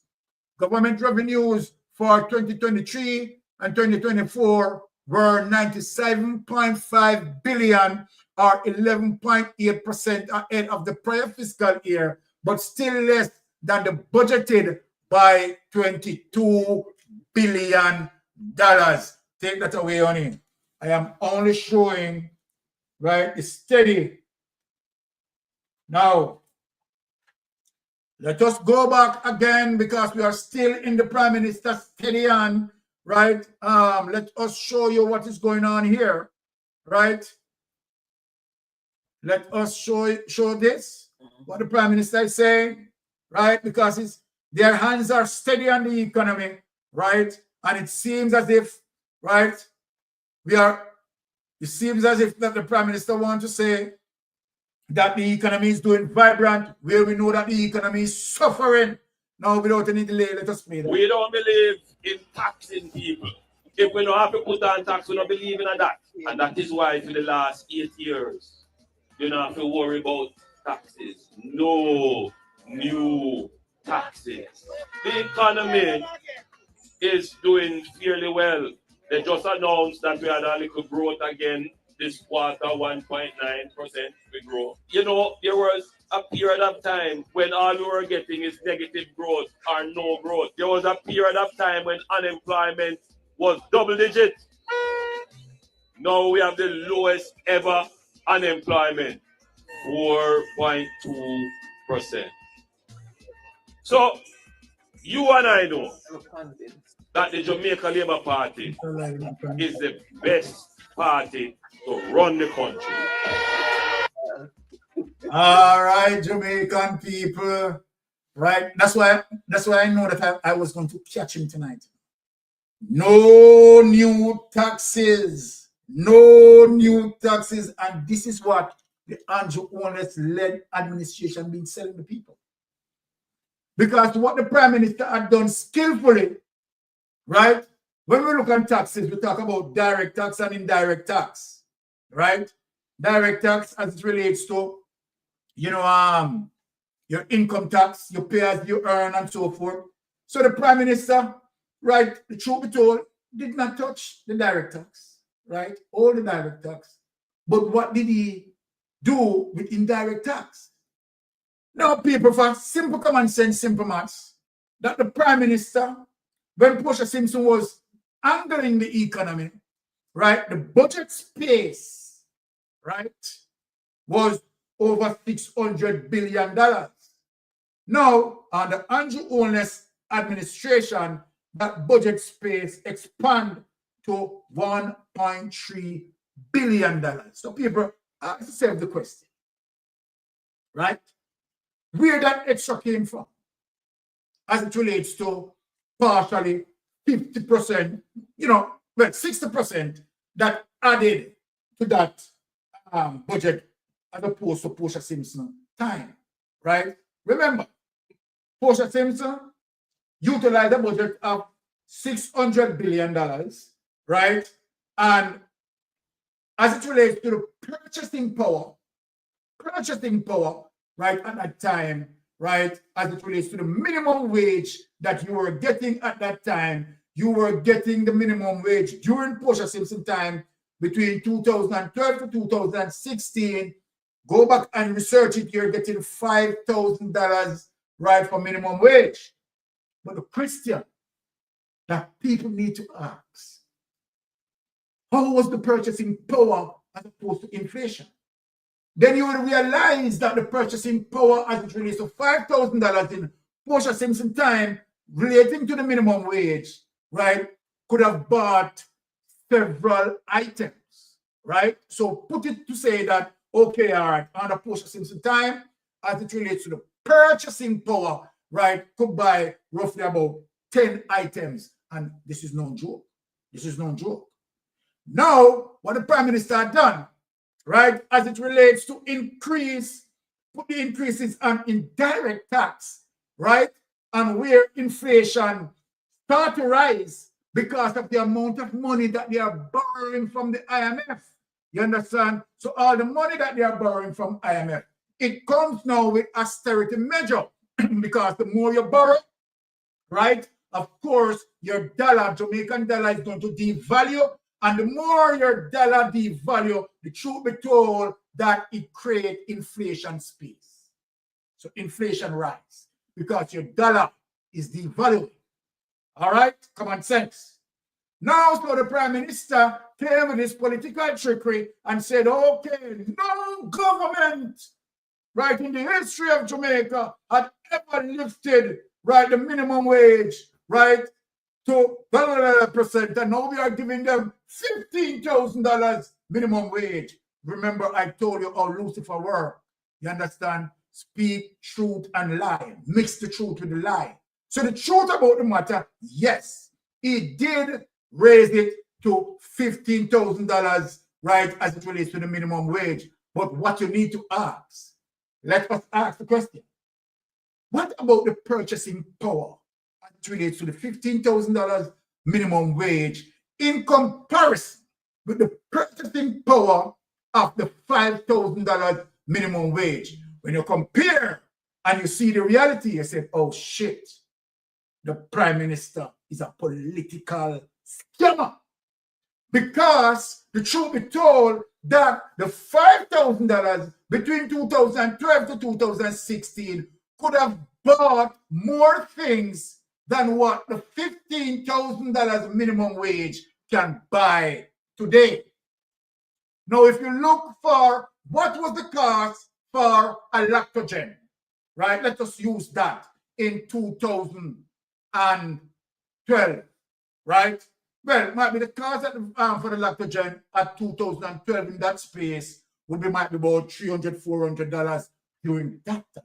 What is the cost for it now? You are looking on $2,000 plus dollars. So when you compare with that, the Prime Minister is not speaking about purchasing power because he knows very well that if he speaks about purchasing power, he is going to be flapped. Flapped. All right. So then we settle that. Right? Remember, the Titan Bloods are here.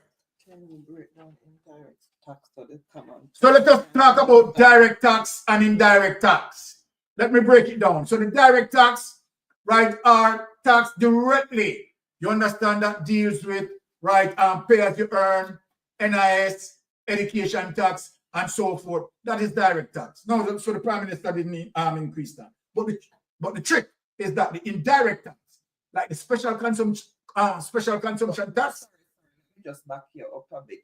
Just tell them that when it doesn't increase it, it creates a gap in the budget. Yes. And it has to be, that gap has to be filled. So what? Yes. That way. Yes. Thank you for that, Tony. Right. Remember, wife is sharp, and don't bother believe wife is sharp too.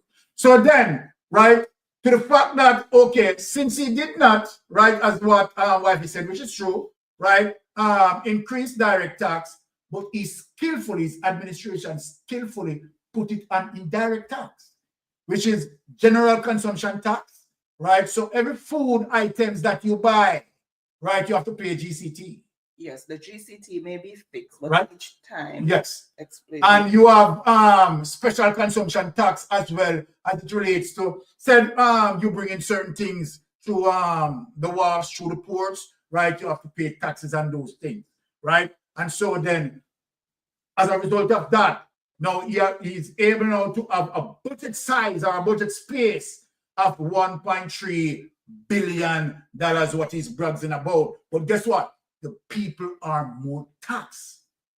The people are taxed heavily. They have not been taxed in terms of their direct tax, but indirect tax, the people are suffering as it relates to even the cause of inflation. So in truth be told, right, this administration has taxed the people more than the People's National Party administration. Can I just interject? Yes. Okay, so what I'm trying to get Baron to explain so that the smallest minded person can understand is that the indirect tax is put on like food items and stuff. Yeah. And people will say, how is it going to benefit the government because it's fixed at what, 16.5% or whatever it is.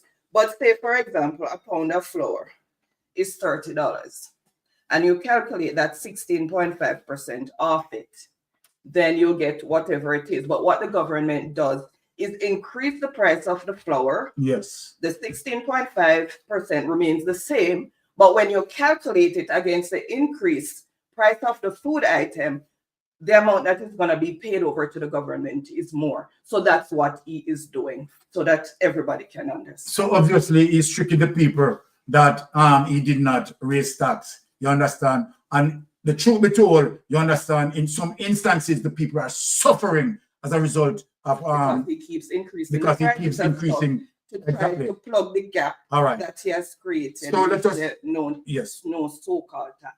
So let us lift up the Jamaica Observer, and this now document is going to explain in terms of what we are saying. The Jamaica Observer: is Jamaica tax policy fair and progressive? So when I show you and go through this document, now you will understand, you know, what I'm saying. Now, Jamaica Observer: is Jamaica tax policy fair and progressive? Did you have that? Yeah. Okay. Let us share that. Please don't jump. Okay. All right. So here it is, September 17, 24, and the question asks, is Jamaica's tax policy fair and progressive? Let us look. The governments worldwide rely on taxes to fund essential services. So I want people to understand, you know, right? Let us read that. I want people to understand as it relates to, right, Andrew Holness telling lies that, you understand, he has not increasing tax, right? So we are going to let the people understand and be aware. The governments worldwide rely on taxes to fund essential services, infrastructure, and national development. In Jamaica, for the financial year 2024/2025, the government projects to collect 900 people, listen, $924.37 billion in taxes. You know, so you see how much the Prime Minister collected in taxes, the Prime Minister administration, when he's going around telling lies. You understand? With the major contributors, including income tax, right? 321.71 billion, and general consumption tax, GCT, that I explained about, 300.86 billion. However, an often debated question is our tax system fair and progressive? Now, why they ask that? A fair tax policy should align with the principles of progressivity, ensuring that those with higher incomes bear a larger share of the tax burden. Currently, Jamaica tax structure places a significant burden on consumption through indirect taxes, as I was explaining to you people, as it relates to the lie what Andrew Holness has been told in. I've been telling what told him backside and what kind of English grammar that is. Get to the lie that he was told in. People who hear them grammar dead, the large share of the tax burden. Currently, Jamaica tax structure places a significant burden on consumption through indirect taxes, as I was explaining to you people, such as the GCT, custom duties, and specific commodity taxes, right? Now, this structure has implications for income distribution and economic equality, affecting particularly lower income earners. So what Andrew Holness is actually doing is hurting the masses, right? particularly the middle class, is driving them, putting the pressure on the middle class. To illustrate, a consider minimum wage worker earning $60,000 monthly, for example, right? Purchasing an essential item for $3,000 that include $300 in custom duty and $400 in GCT, translate to $700 in taxes. People understand the trick of what Andrew Wallace is doing. For this individual, that $700 represent 1.2% of his or her monthly salary. Conversely, for someone earning a net monthly income of $742,000 after paying $300,000 in statutory taxes, that same $700 tax burden amounts to a mere 0.094% of his or her salary. This means that the minimum wage earner is paying over 12 times the percentage of his or her income taxes for this item compared to a higher income earner. Let us read back that so that the Jamaican people can look at Andrew Holness. And when Andrew Holness talking about we have not increased no taxes and blah, blah, blah, he's lying, he's murdering the people of Jamaica with taxes. Now, here it is. This means that the minimum wage earner is paying over 12 times the percentage of his or her income in taxes of this item compared to a higher income earner. And remember that my wife was explaining, right, the situation prior. Take that document away.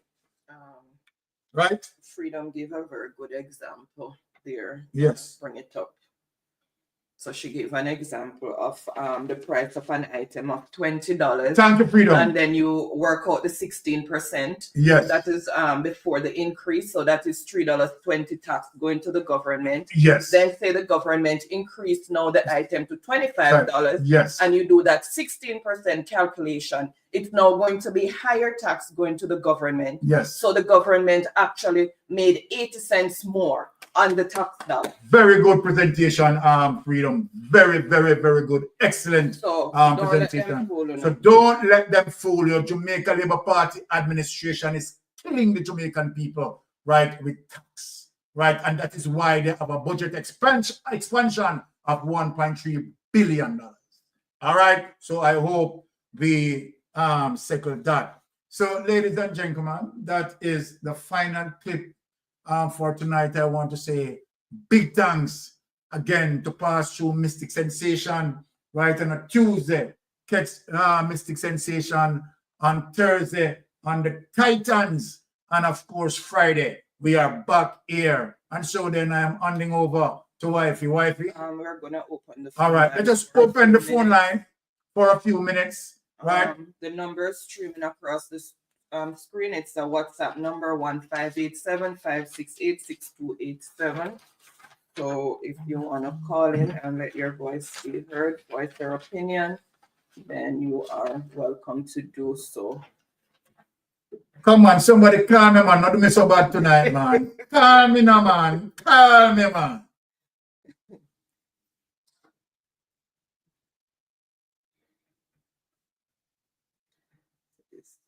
TCT may not have been increasing years ago. Previous exempt items now attract tax. Yep.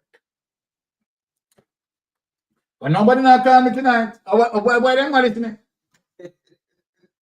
That's not what I'm going.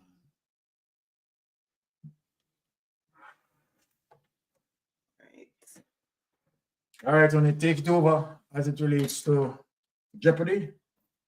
Let us shoot the ball on Jeopardy. All right, guys. So we are going to go into Jeopardy since nobody is gonna be calling. So we are playing for credit. $1,000 Jamaican credit, digital or flow, and then we'll have 4 runners up of $500 Jamaican credit. So let me just share. Let me just close these two. Only two you didn't use tonight. You're going good.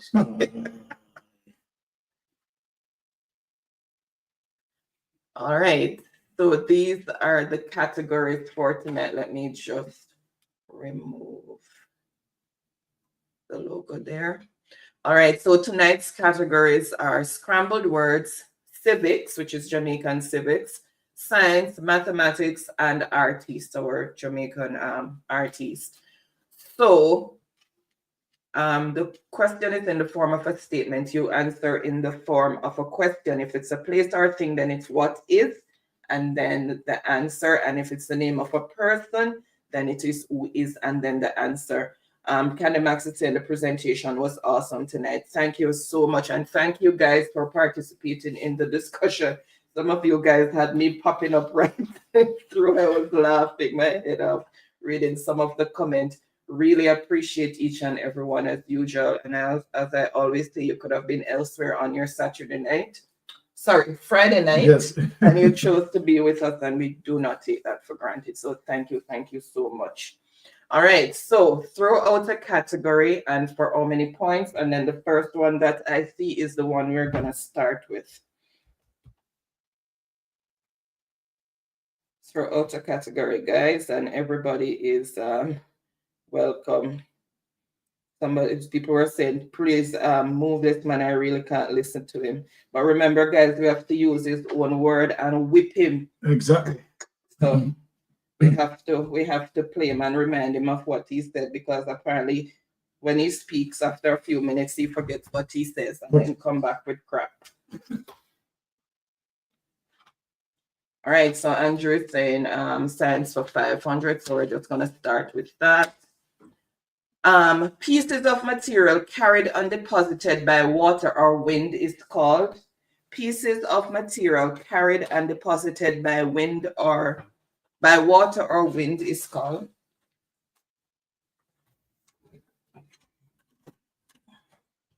What do you call that?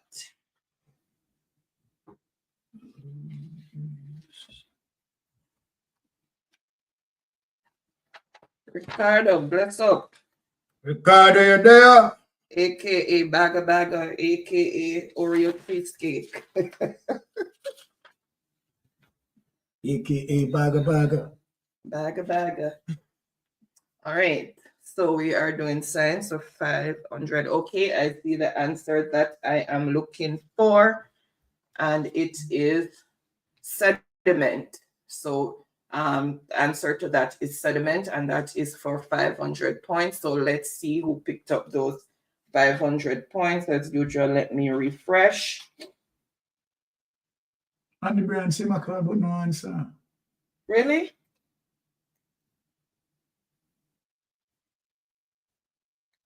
It's all gone. I don't know. Hold on. So. Sorry about that, Andy. We don't get no card. Hold on.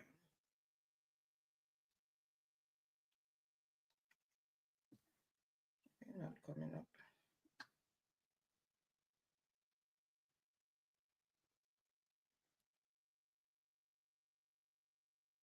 $2018, yeah. Hold on, I'm calling back.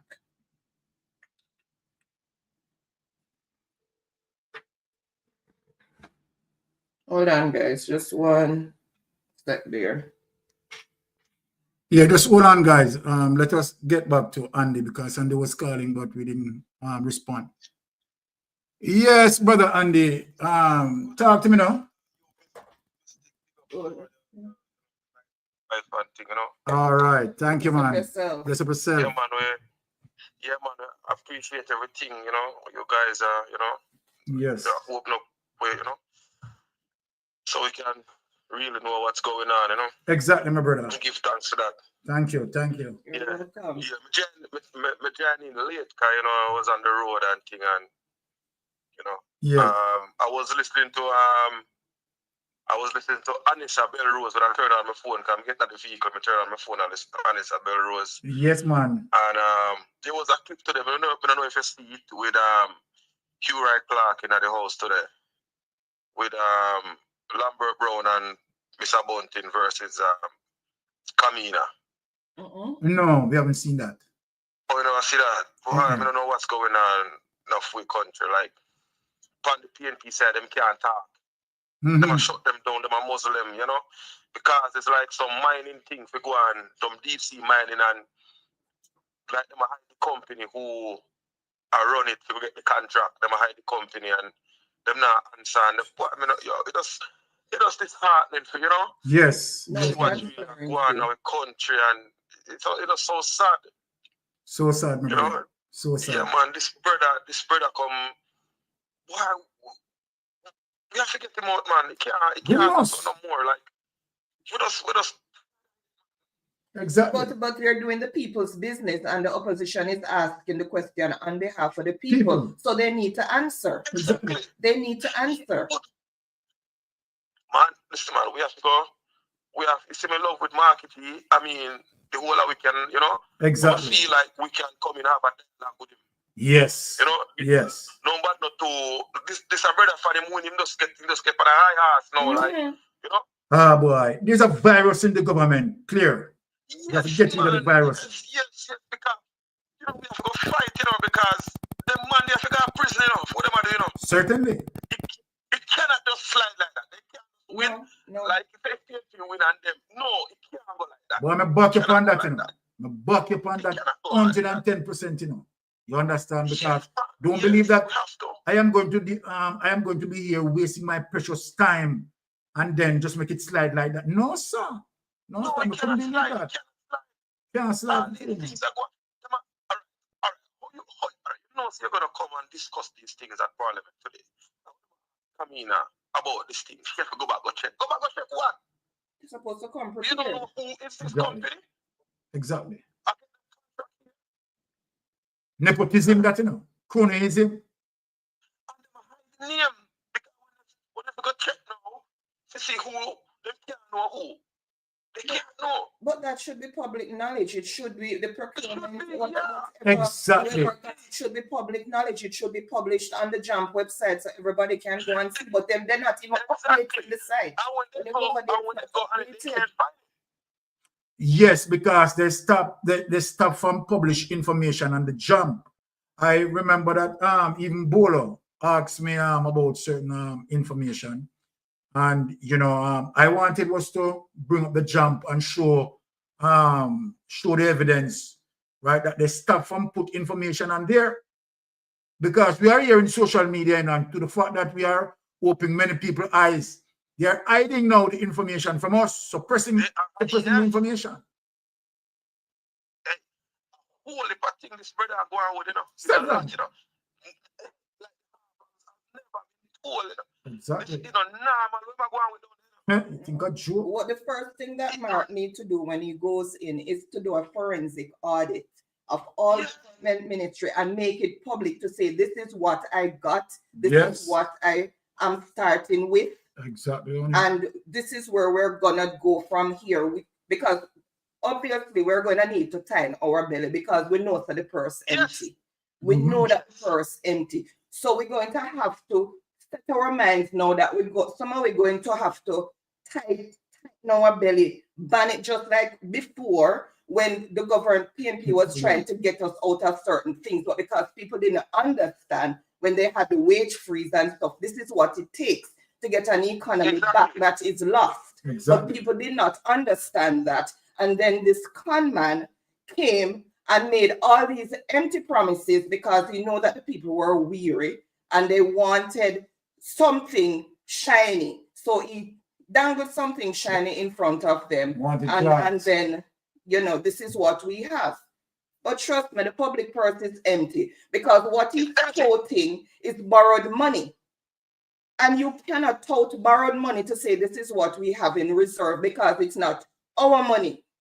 It's borrowed when money. you borrow something, it's not yours, you owe it. Exactly. But you see, we have to expose these guys that expose the whole of them with thief and where money go. Exactly, my brother. You can't go when the new government and take over, everything will slide. No. May I agree with you, man? Look, a lot of lives lost. Yeah. a lot of life, and just the murder. How much people life all of these things affect. Yeah, man, your future being affected bad. There's no joke about it. How many families have been separated? Then I go through where we're going right now. You can't eat good. I was listening to Patmore on an interview, and you know, he's saying when he was the one who gave a certain amount of villagers water. Yes. Right? And he said when the government come out, they must say how much billion, and he used under 200,000. He sent water to the village. All of these things again, like, you know, everything about come out of the spread amount of billions of this, billions because of that. they pad up the bill because the difference is gonna be split between them. So they pad up the bill. Yes. Exactly. Oh my God. Yes. Man, that's the way I feel, my brother. And that's the way I feel. But what I'm saying now, because I was saying it to Baron the other day, that the diaspora, we're going to have a lot of work to do to help the next government that coming to get the country out of the ditch that it has fallen in. Yeah. The diaspora is going to have to dig in and help, because we need to get the IMF, the World Bank and all these monkeys off our back so that we can be self-sufficient and resilient again, which is what PJ wanted for us, why he paid off the debt. Yes. But then them licky JLP, who all them think about is money, and them not have no plan for the forward movement of the country. It's just about what them can grab to put in them pocket. Because I don't really care about the people. And as soon as they come in, look at he's a multi-billionaire. All right, what a lot of people don't even understand now. Even when they're saying Bruce was good, Bruce is the same thing, because when Bruce stepped in and go run for NDM, you know, Bruce get broke. He was left with no money at that time when he and lose with the NDM. Like, I spent a lot of money in that election. Yes, you're right. So he come back now. Enrich himself and just cut and gone. Cut and gone, my brother. So he's not different from them. No, because remember, you know, under Bruce Gordon government is where most of Jamaican assets being divested, you know, if you remember. Yeah. Exactly. Yeah. Things have to be public knowledge, like remind the people that we see it, because all they do is spread from Monday just come down a pure propaganda. Pure propaganda. All right. Pure propaganda. And all those reports, those reports have been hidden because they cannot destroy the documents, because they are public property and there is prison time for that. So all those reports that they are hiding, they're going to have to hand them over. And once they hand them over, they're going to be made public. So whoever thinks that them can hide forever, it's not going to happen. It's just a matter of time, because as soon as we our government get their hands on it, it's going to be made public, because we're going to be demanding that. The people paid for it. Exactly. The people paid for it, they need to know. And the truth be told, my brother, right? We're glad for what is happening now in the space of social media. If it wasn't program like Wayne Lonesome program, right? Because Man in the Wilderness out there, they beat it from God, he knows when. You understand? One of the foundation member, you understand, you know, sending out a lot of information, right? And so then it's good when people tune in, you understand, as it relates to a Lonesome program, as it relates to a Mystic Sensation program, and it's a Bell Rose, and you know, all those other people who are in the space, you understand, giving the information, hot topic, you understand, and you name it, Antigen, and it's a Bell Rose, at for the press, talk your mind, and you understand. So we are coming out to the fore, you understand, and disseminating the information. Jamaica call us, right? And all of these people who participating in, you know, dissecting and disseminating the information. So it's a different time around, because we are holding the government as it relates to checks and balance, right? So, yeah, man, we are here in the space now. one more before we wrap up, okay? Yes. Full bro now. Yes. I don't trust him in a mistake. I don't trust him neither, my friend. And only you alone don't trust him in. I don't trust him in because I just don't trust the man. No, not at all. You see them, all right, you see them local government election what I brother they run with him. Yeah. It's like you have to push money on him. Mm-hmm. Because sense of buy more. I don't think the work and buy people. Yeah, exactly. That's what he did. Yeah. That's what he's doing. Right. Yes. People. So I don't trust him. I don't trust them. Yeah. I mean, if you ask the 3/4 of Jamaica right now, don't trust him. Yeah, well, they can't do anything because Mark is going to be watching them like a hawk.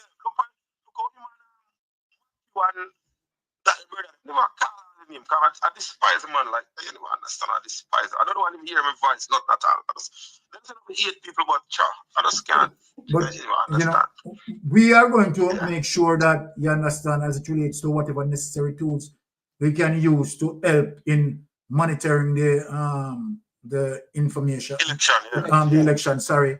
Right? Because, you know, a lot of people don't know how effective Google Earth is, you know. Right? But you understand, look, we are going to monitor. Let me tell you something. Whatever plan for the election, you know, it's not going to happen, brother.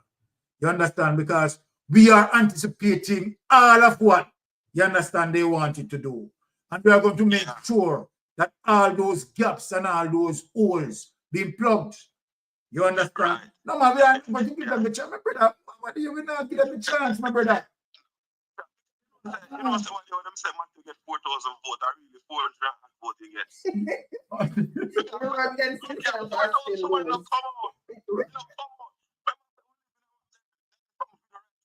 Yeah,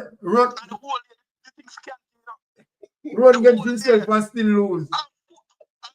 Madness. Can you imagine?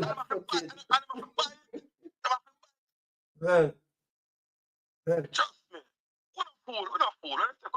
Exactly. Have to come up and destroy our country. This come from a friend house, you know. Yes. And my friend work for the city, the town of Hempstead. Yeah. And he's an engineer. And when we look how great these guys are, you know? Yes. And they leave Jamaica, brother. Exactly. We are some listen, man, we are some brilliant people up here from Jamaica. I work in the schools them too. And from the principal go down to the janitor at Jamaica. Yes.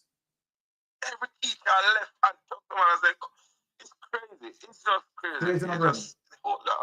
We have to get back the country. Exactly.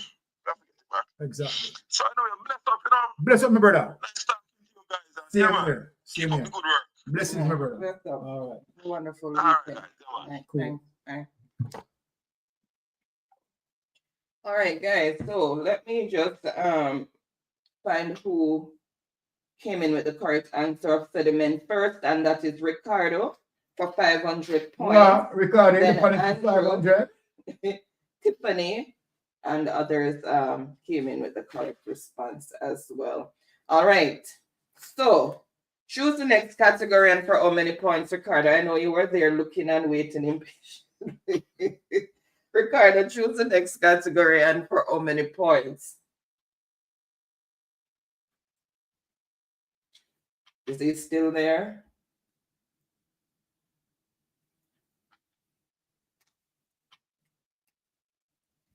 Ricardo. I wonder if him there we're gonna participate. I hope so. Let's move on to the next question. No, he's looking. Ricardo, choose the next category and for how many points? He just came in with his eyes. Science for 300. The magma that reaches Earth's surface. The magma that reaches Earth's surface. Everybody run out. The magma that reaches Earth's surface.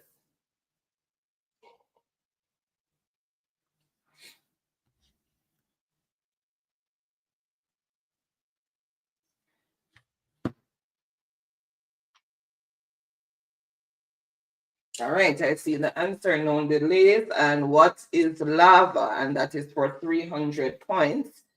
So let's see who picked up those 300 points.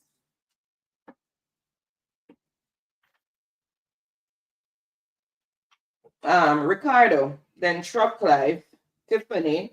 All right, he's saying science for 200, no delays. So Ricardo get bad tonight. May I tell you, a crack in Earth's crust whose sides show evidence of motion is a crack in Earth's crust whose sides show evidence of motion is a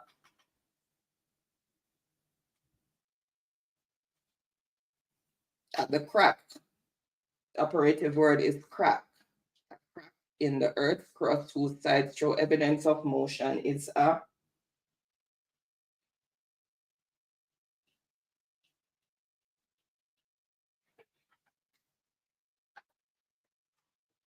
right, I see the answer that I'm looking for, known delays, and it is a fault. Right, so remember those cracks that said move, and that's what causes earthquakes. So that is for 200 points. So let's see, picked up those 200 points. Dunmel for 200 points. So Dunmel is now on the board, and Tiffany. All right, Dunmel. So Dunmel, choose the next category, and for how For many 200 points? Yeah. The sinus is throwing me. And fish them a call me. Dunmel, choose the next category, and for how many points? Is Dunmel still there? Okay, science for 400. Rocks changing from one into another in a never-ending series of processes is called. Rocks changing from one into another in a never-ending series of processes is called.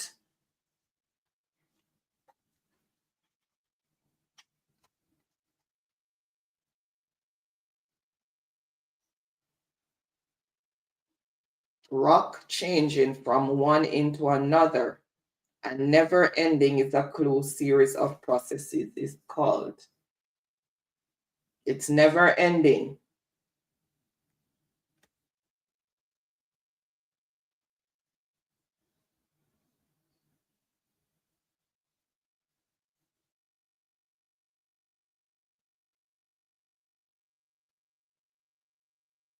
All right, I see the answer that I'm looking for, and it is what is a rock cycle. And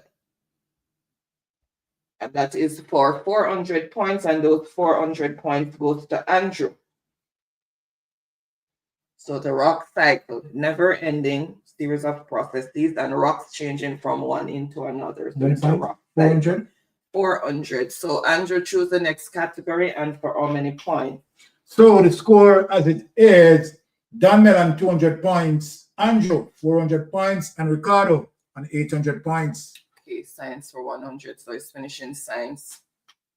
The picking up and carrying away of pieces of rock is called. The picking up and carrying away of pieces of rocks is called. And it can be by wind, water.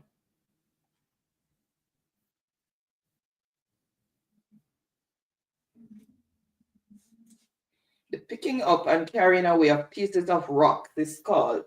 Okay.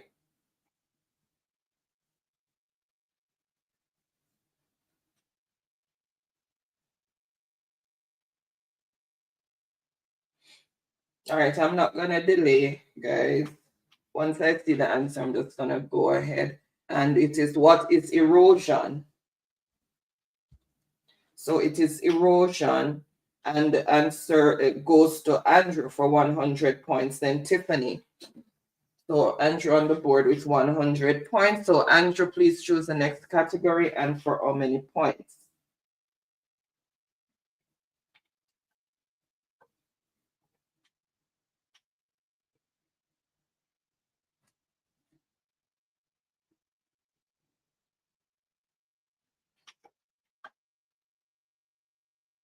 Oh, yes, you were on the board before. Sorry, my bad. Yes, that's what Baron have for you, Andrew. So civics for 200. Yes, Andrew, may have your back, man. Don't worry yourself. Civics for 200. The original name of National Heroes Park. What was the original name of National Heroes Park? And that is for 200 points.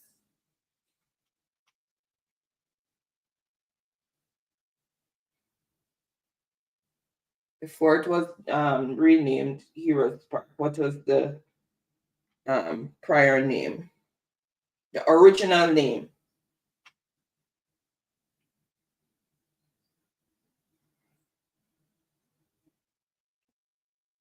Before that, the first name it was given when it was just built.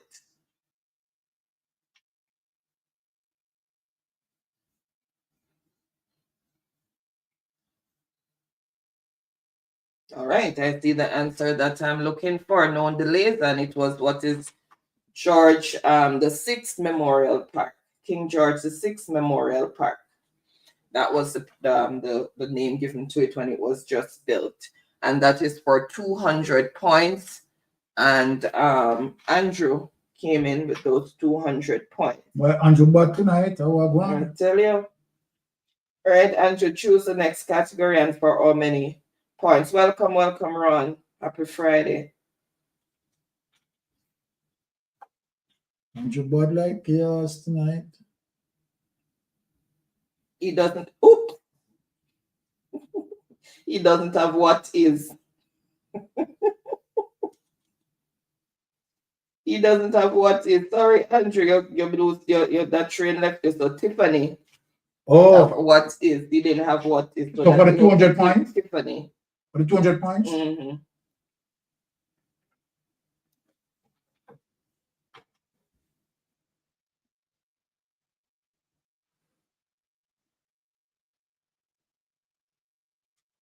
All right, so Tiffany, choose the next category and for how many points? My God, my sinuses literally burning, affecting the eyes. The sinus? Mm-hmm. I got to adjust the thermostat for the humidifier thing because the climate change. I think that's it. We have to adjust the humidifier. Civics for 300. He created the statue located at the entrance of the National Stadium. He created the statue located at the entrance of the National Stadium. Who created the statue? Yeah, I didn't realize I didn't put it to Andrew until it was pointed out as well.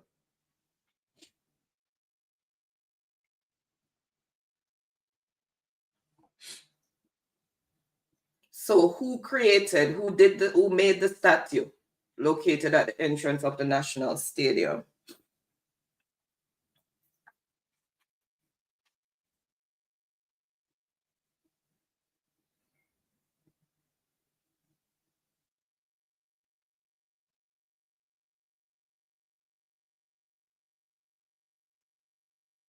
All right, I see the answer that I am looking for, and it is, who is Alvin Marriott? So Alvin Marriott is said to be the person who made that statue, and that is for 300 points, and those 300 points goes to Tiffany. 300 points? Yeah. So Tiffany, choose the next category and for how many points? Marcy, welcome. Happy Friday.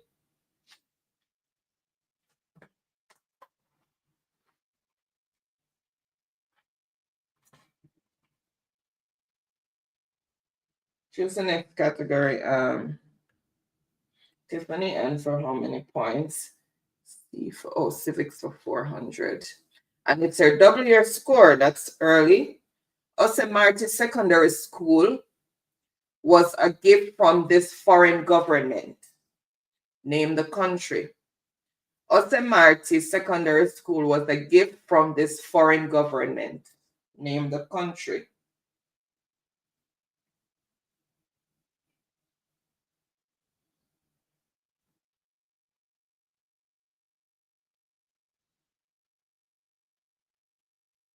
Right, everybody run out, and I see the answer that I am looking for, and it is what is Cuba. So Cuba have been giving us a lot of things over the years. So let's see who came in with the correct response, because everybody ran out. And okay, Truck Life. Well, Truck Life is on the board, and that is for 800 points because it's double score. So 800 for Truck Life, and everybody else came in with Cuba. Oh, Truck Life will come on so strong. 800 points. 800 points. So Truck Life, choose the next category and how many points. All right, civics for 100. In 2020, he was governor of Jamaica. Everybody run out. 2020, governor of Jamaica. Or the governor general, you know, I left off the general. The governor general of Jamaica, same thing. So in 2020, he was the governor general of Jamaica. Everybody run out. And there's nothing fair about him. He not deserve the title. And she wants to say, pull up the place of P criminal. Everybody else who come before him and deserve, but him not deserve it. Right, I see the answer that I'm looking for, and it is Patrick Allen for 100 points. All right, let's see who first came in with the correct response. Andrew for 100 points. And next time, please drop the star. Andrew for 100 points. And then everybody else came with his name. Okay, so the score as it is: Daniel on 200 points, Tiffany on 500 points, Truck Life on 800 points, Andrew on 800 points, Ricardo on 800 points. Why? All of us. Here, 800 points. Oh, sorry, it's after I look again, I realized I didn't put the general under. That's why I said it's the same thing, governor general. All right, so who did I say just went up? Jesus. Who just got the point? Hold on. Andrew, so choose the next category and for how many points? No. Andrew on 600 points. I'm supposed to take with 200 for him. Oh. Yeah. Sorry. And give it to Tiffany. Andrew, choose the next category. Where are you?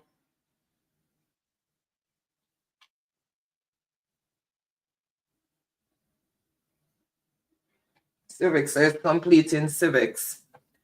This premier started the Jamaica Welfare Limited. Everybody run out. This premier started the Jamaica Welfare Limited. Everybody run out.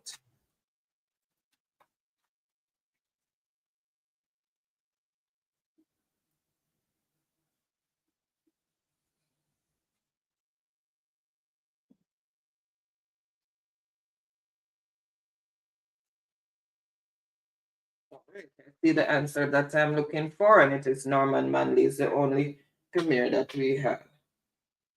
All right, so Norman Manley, and that is for 500 points. So let's see who picked up those 500 points.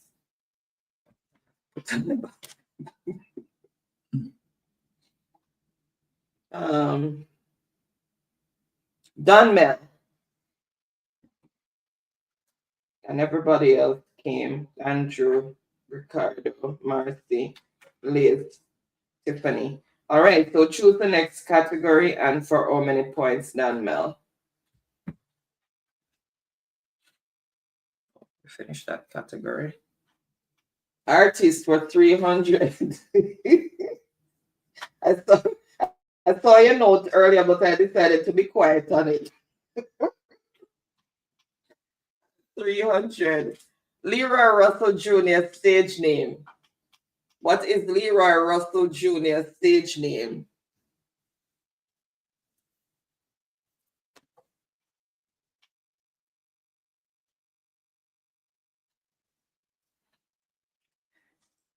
Leroy Russell Jr. stage name.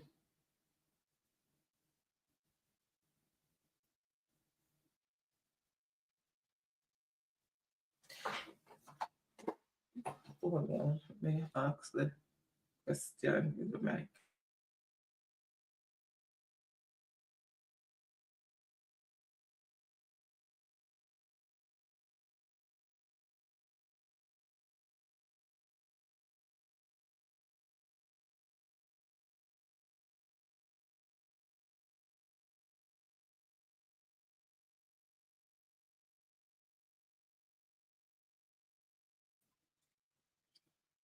All right, I see the answer I'm looking for, and it is who is Tommy Lee. So his stage name is Tommy Lee. All right, so let's see who first came in with the correct response. Let's spare me. Andrew. Tommy Lee 3. So Andrew, and that is for 300 points. For Andrew? Mm-hmm. And Ricardo, Tiffany.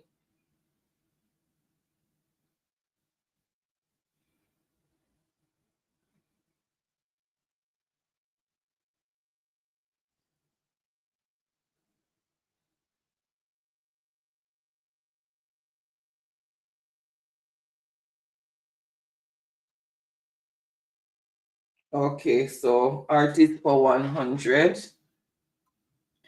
Mark Anthony Mary stage name. Mark Anthony Mary stage name.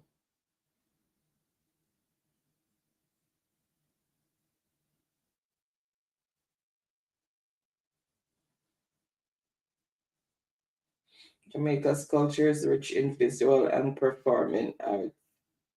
Yep, that's true. I'll have to try and do some more research to get some of those names. But yeah, because we would ask question with Miss Flo and all of those before. Sometimes it's hard to sit down to compile new stuff.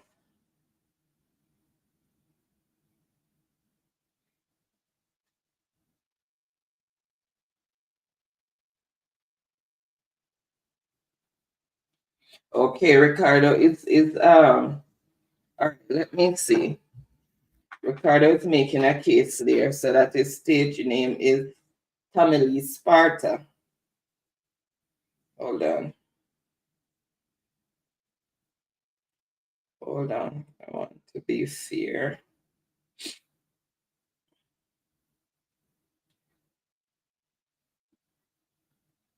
Respect links.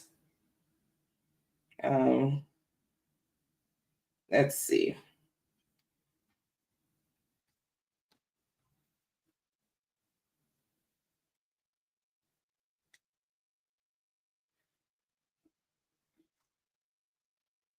Let me just come back out of this and go back to this one. Junior stage name.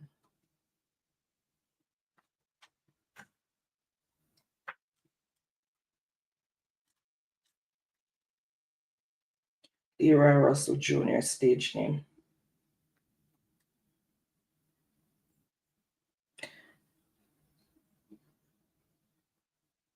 Okay, so Ricardo, in the court of law, according to Google, it says better known by his stage names Tommy Lee and Tommy Lee Sparta, so it can be used synonymous. Exactly. So it's just flat Tommy Lee and Tommy Lee Sparta, so it's correct. So you can choose to use the Sparta or you can choose not to use it, but it says he has the two stage names, Tommy Lee and Tommy Lee Sparta.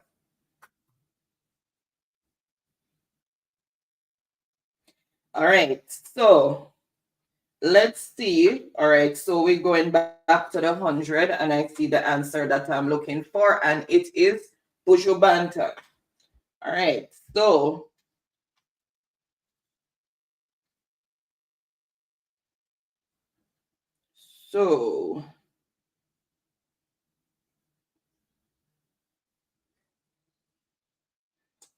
Truck Life for 100 points. Make sure I look correct when I need to who is. All right. That's how the answers came in. And other persons run out with Mr. Bram, welcome. Happy Friday. All right, so choose the next category. And for how many points? Truck Life.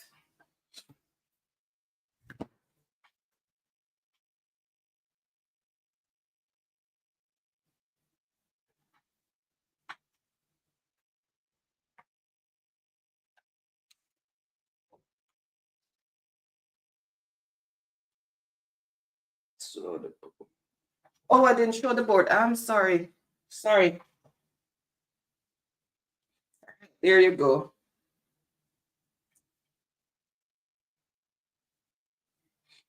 Artists for 200. Sheldon Lawrence stage name. Sheldon Lawrence stage name. And that is for 200 points. Sheldon Lawrence stage name.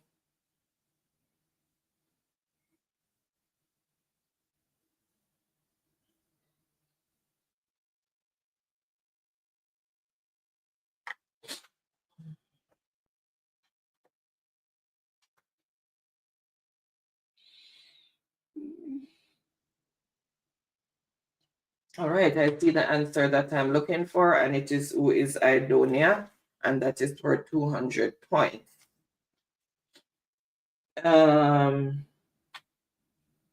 Let's see who first came in with the correct response.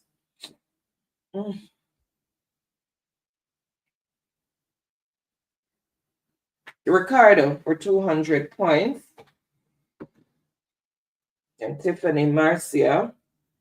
All right, choose the next category and for how many points? Score as it is. Tiffany on 500 points. Daniel, 700 points. Truck Life, 900 points. Andrew, 900 points. And Ricardo, 1,000 points. Wow. 900 tight tonight. So artist for 400.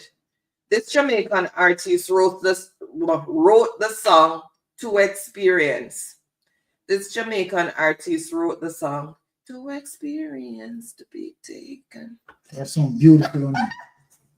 Hit the high note for me again now. Boy, if I should sing to survive, trust me, then starve.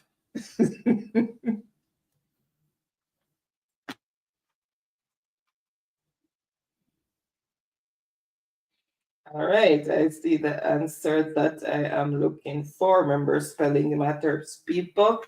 And it is, who is Barrington Levy? And that is for 400 points.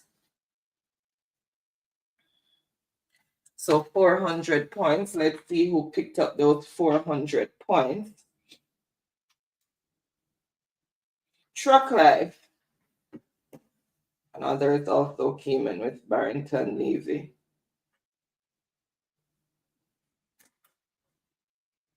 Welcome, welcome, Knowledge is Power. Happy Friday. All right, he's continuing with artists, so closing off that category, and it's a double point answer. King Yellowman real name is? What is King Yellowman's real name? What name did his mama give him?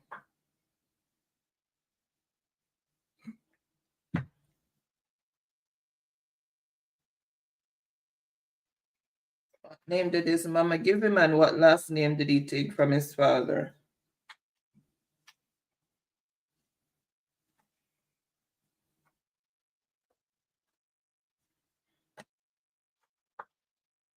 All right. No delays, and this is for 1,000 points, and it is, who is Winston Foster? So King Yellowman's real name is Winston Foster. All right, and that is for 1,000 points because it's a double point answer. So let's see who first came in with the correct response. Ricardo. Let's look at the spelling. How much points? 1,000. 1,000? Mm-hmm. So I'm gonna put a little distance between him and everybody else. I'm just a tenth of a second late. All right, choose the next category. I have 2 categories left: scrambled words and mathematics. You know, say, I'm sure I got avoid mathematics for now, like the play. What? You make me eat my words. Math for 100. Numbers that are divisible by 2 without a remainder are called. Numbers that are divisible by 2 without a remainder are called.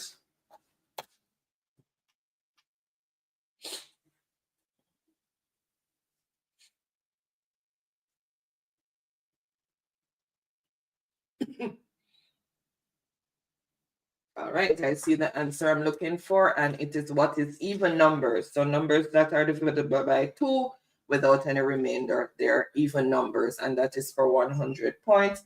Let's see who picked up those 100 points. Truck Life. Ricardo and everybody else came with even numbers. All right, so Truck Life, choose the next category and for how many points? Okay, continuing with math. Numbers whose only factors are 1 and itself. Numbers whose only factors are 1 and itself.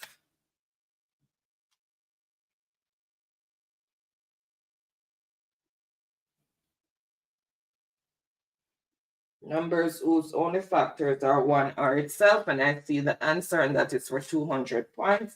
So those are prime numbers, right? So there's only 2 numbers in that. It's number divided by itself give you 1, and the number itself. Those are prime numbers, and that is for 200 points. And the answer, the 200 points goes to Ricardo. Tiffany also came in with prime numbers. Marcy. So Ricardo, 200 points. 300. Numbers that have many factors. What do you call those numbers that have many factors? Numbers that have many factors.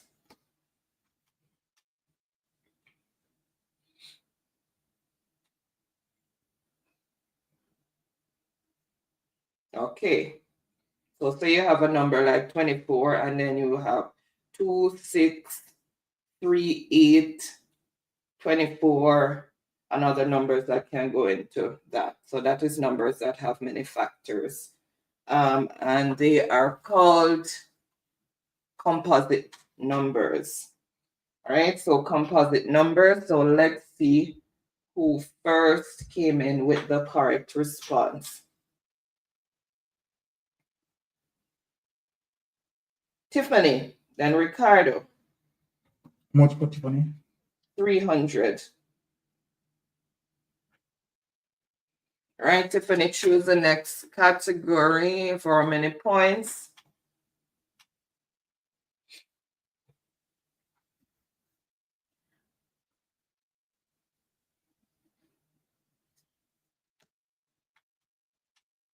Okay, just continuing with math. Oh, another double point, so that's 800 points. When the top number in a fraction is larger than the bottom number, this is called an. So when the top number in a fraction is larger than the bottom, this is called an. Okay.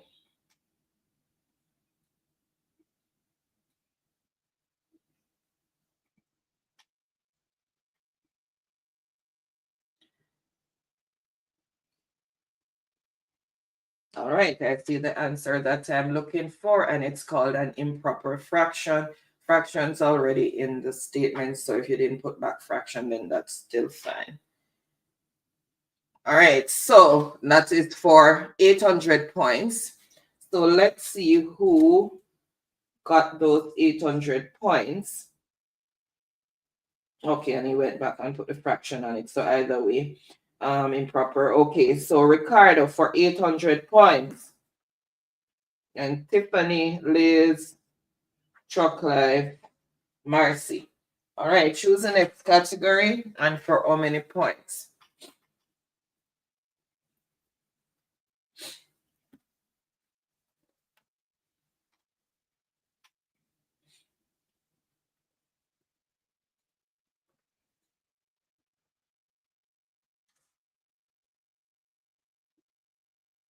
Okay, finish math. A number and fraction together are called. A number and fraction together are called.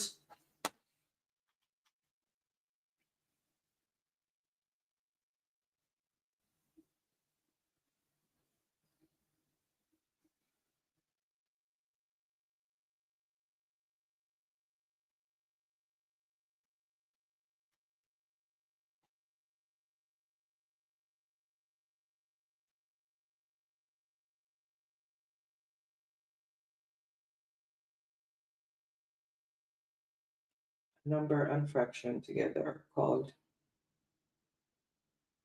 Okay, just want to make sure. All right, and I see the answer that I'm looking for, and it's called a mixed number. So it's mixed number, not mixed fraction, it's mixed number. And that is for 500 points. So let's see who picked up those 500 points.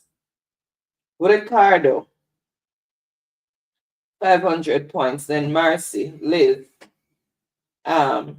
Marcia.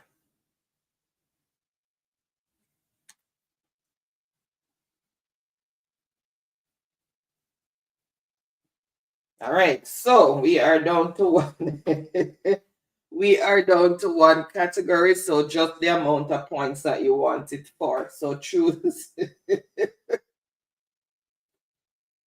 It's a mixed number, Tiffany. A mixed number is a number made up of a whole number and a proper fraction together. And that's what I asked. What is a number and a fraction called? So it's mixed numbers. So for 100, unscramble those letters. And to give you clues, there are books of the Bible. Make it easier.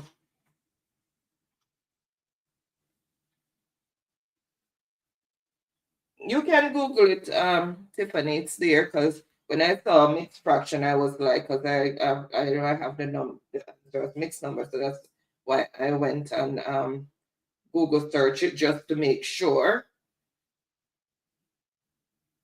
Because I saw so many people put in mixed fraction, but it's the mixed numbers.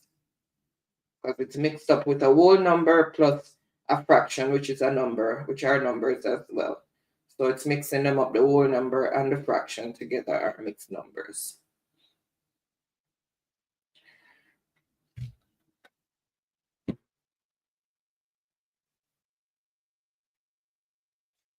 Throw with a wrench on this platform. Can it be blocked?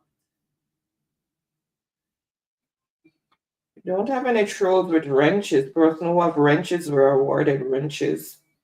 They are moderators. Let's see. There's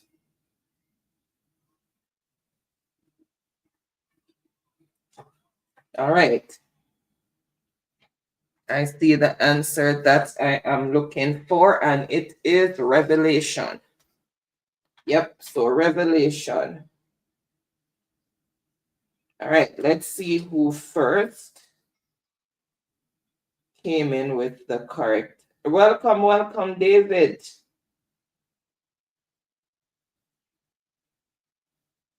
So David is on the board with 100 points with Revelation. Then Don Mill. So David, 100. Tiffany.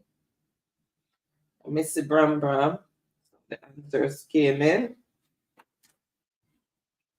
All right, so How many questions? Oops, sorry, didn't release it for more leave. All right, so it's going for 200. All right, unscramble those letters.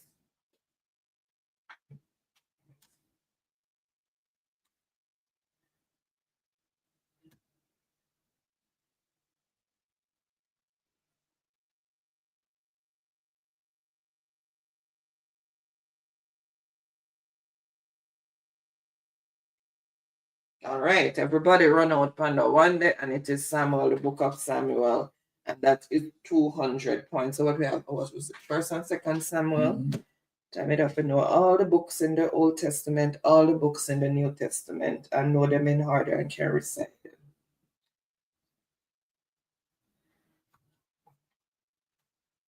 them. From their finger too fast. All right, let me see. Who first came in with that? So David, that's David 200. All right, and then so it's going 300. All right, unscramble those letters.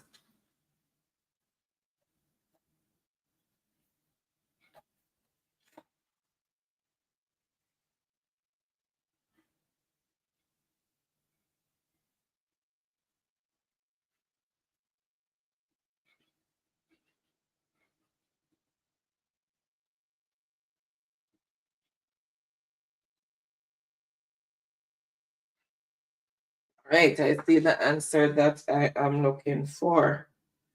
Right, let's let me remember. Religious knowledge at Arden with Mr. Archer. Glenn Oche Archer used to teach me religious knowledge. Timothy for 300 points. Much? 300 points, Timothy. Let me see who first came in with the correct response. Andrew for 300 points, then Shortlife and everybody else run out with Timothy. Andrew for 300 points? Yeah. And then unscramble those letters.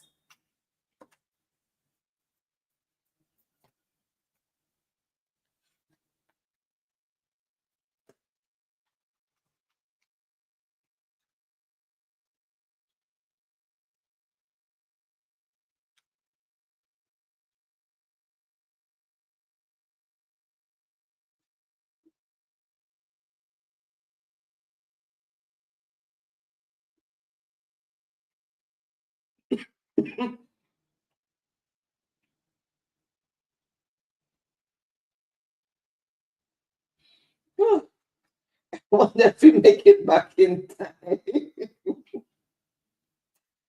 I wonder if we make it back in time. Let me see. All right, I see the answer that I'm looking for. It's the book of Galatians. But let me see. Let me refresh and see if he managed to. Whoa, Shortlife, trust me. You had me holding my heart there because I realized you made a mistake with the M, and I'm like, is he gonna get it back in time? And you did. So 400 points to Truck Life. And everybody else came in with Galatians as well. I tell you.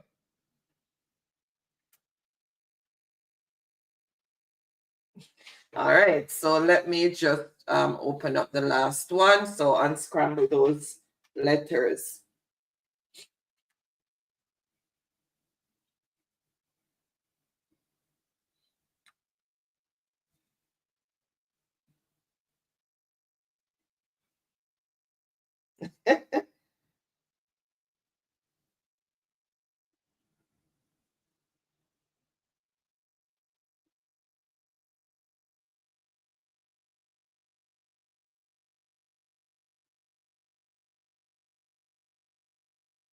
All right, I see the answer that I am looking for, and it is Deuteronomy, the book of Deuteronomy, and that is for 500 points, and the board is now empty. So let's see. We went through very quickly tonight. Let's see who. So Donmel, 500 points, and everybody else also came in with Deuteronomy. All right. So congratulations to those who were able to answer. Congratulations to those who made the board. Congratulations to all the winners tonight.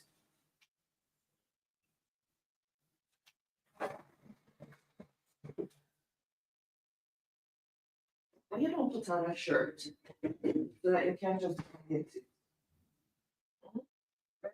Put on a shirt.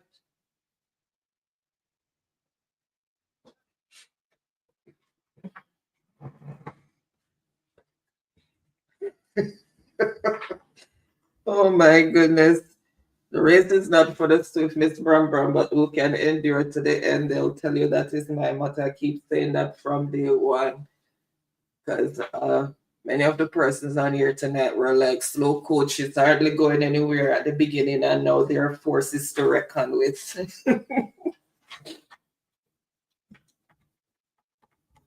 Yes, Andrew, it takes a lot of practice.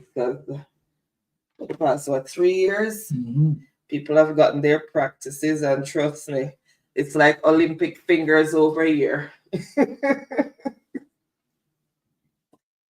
All right, so again, thank you guys so much for your participation. Really appreciate each and every one. So for all the persons who made the board, wonderful game, and persons who didn't make the board, right? Wonderfully played as well. So we begin the board with Tiffany and 800 points. Between Andrew and Danmel, they have 1,200 points each. Truck Life, 1,800 points, and Ricardo take the night away with 3,500 points. All right. So congratulations to all the winners tonight. Really appreciate each and everyone continued support. Thank you guys for joining the movement for a brighter and better Jamaica for the future generation.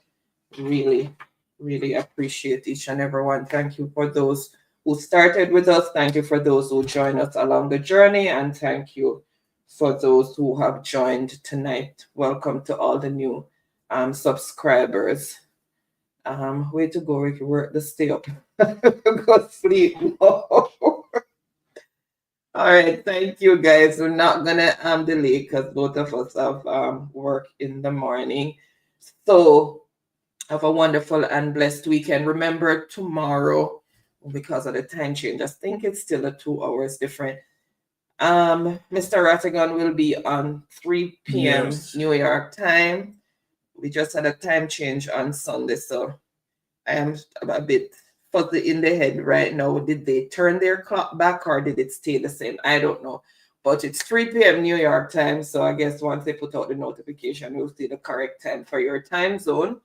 And also, oh my God, Mr. Lonesome will be having his City Hall plus his regular programs that he have during the day. And then we'll be back on Tuesday. There are other persons who are, spreading the message as well.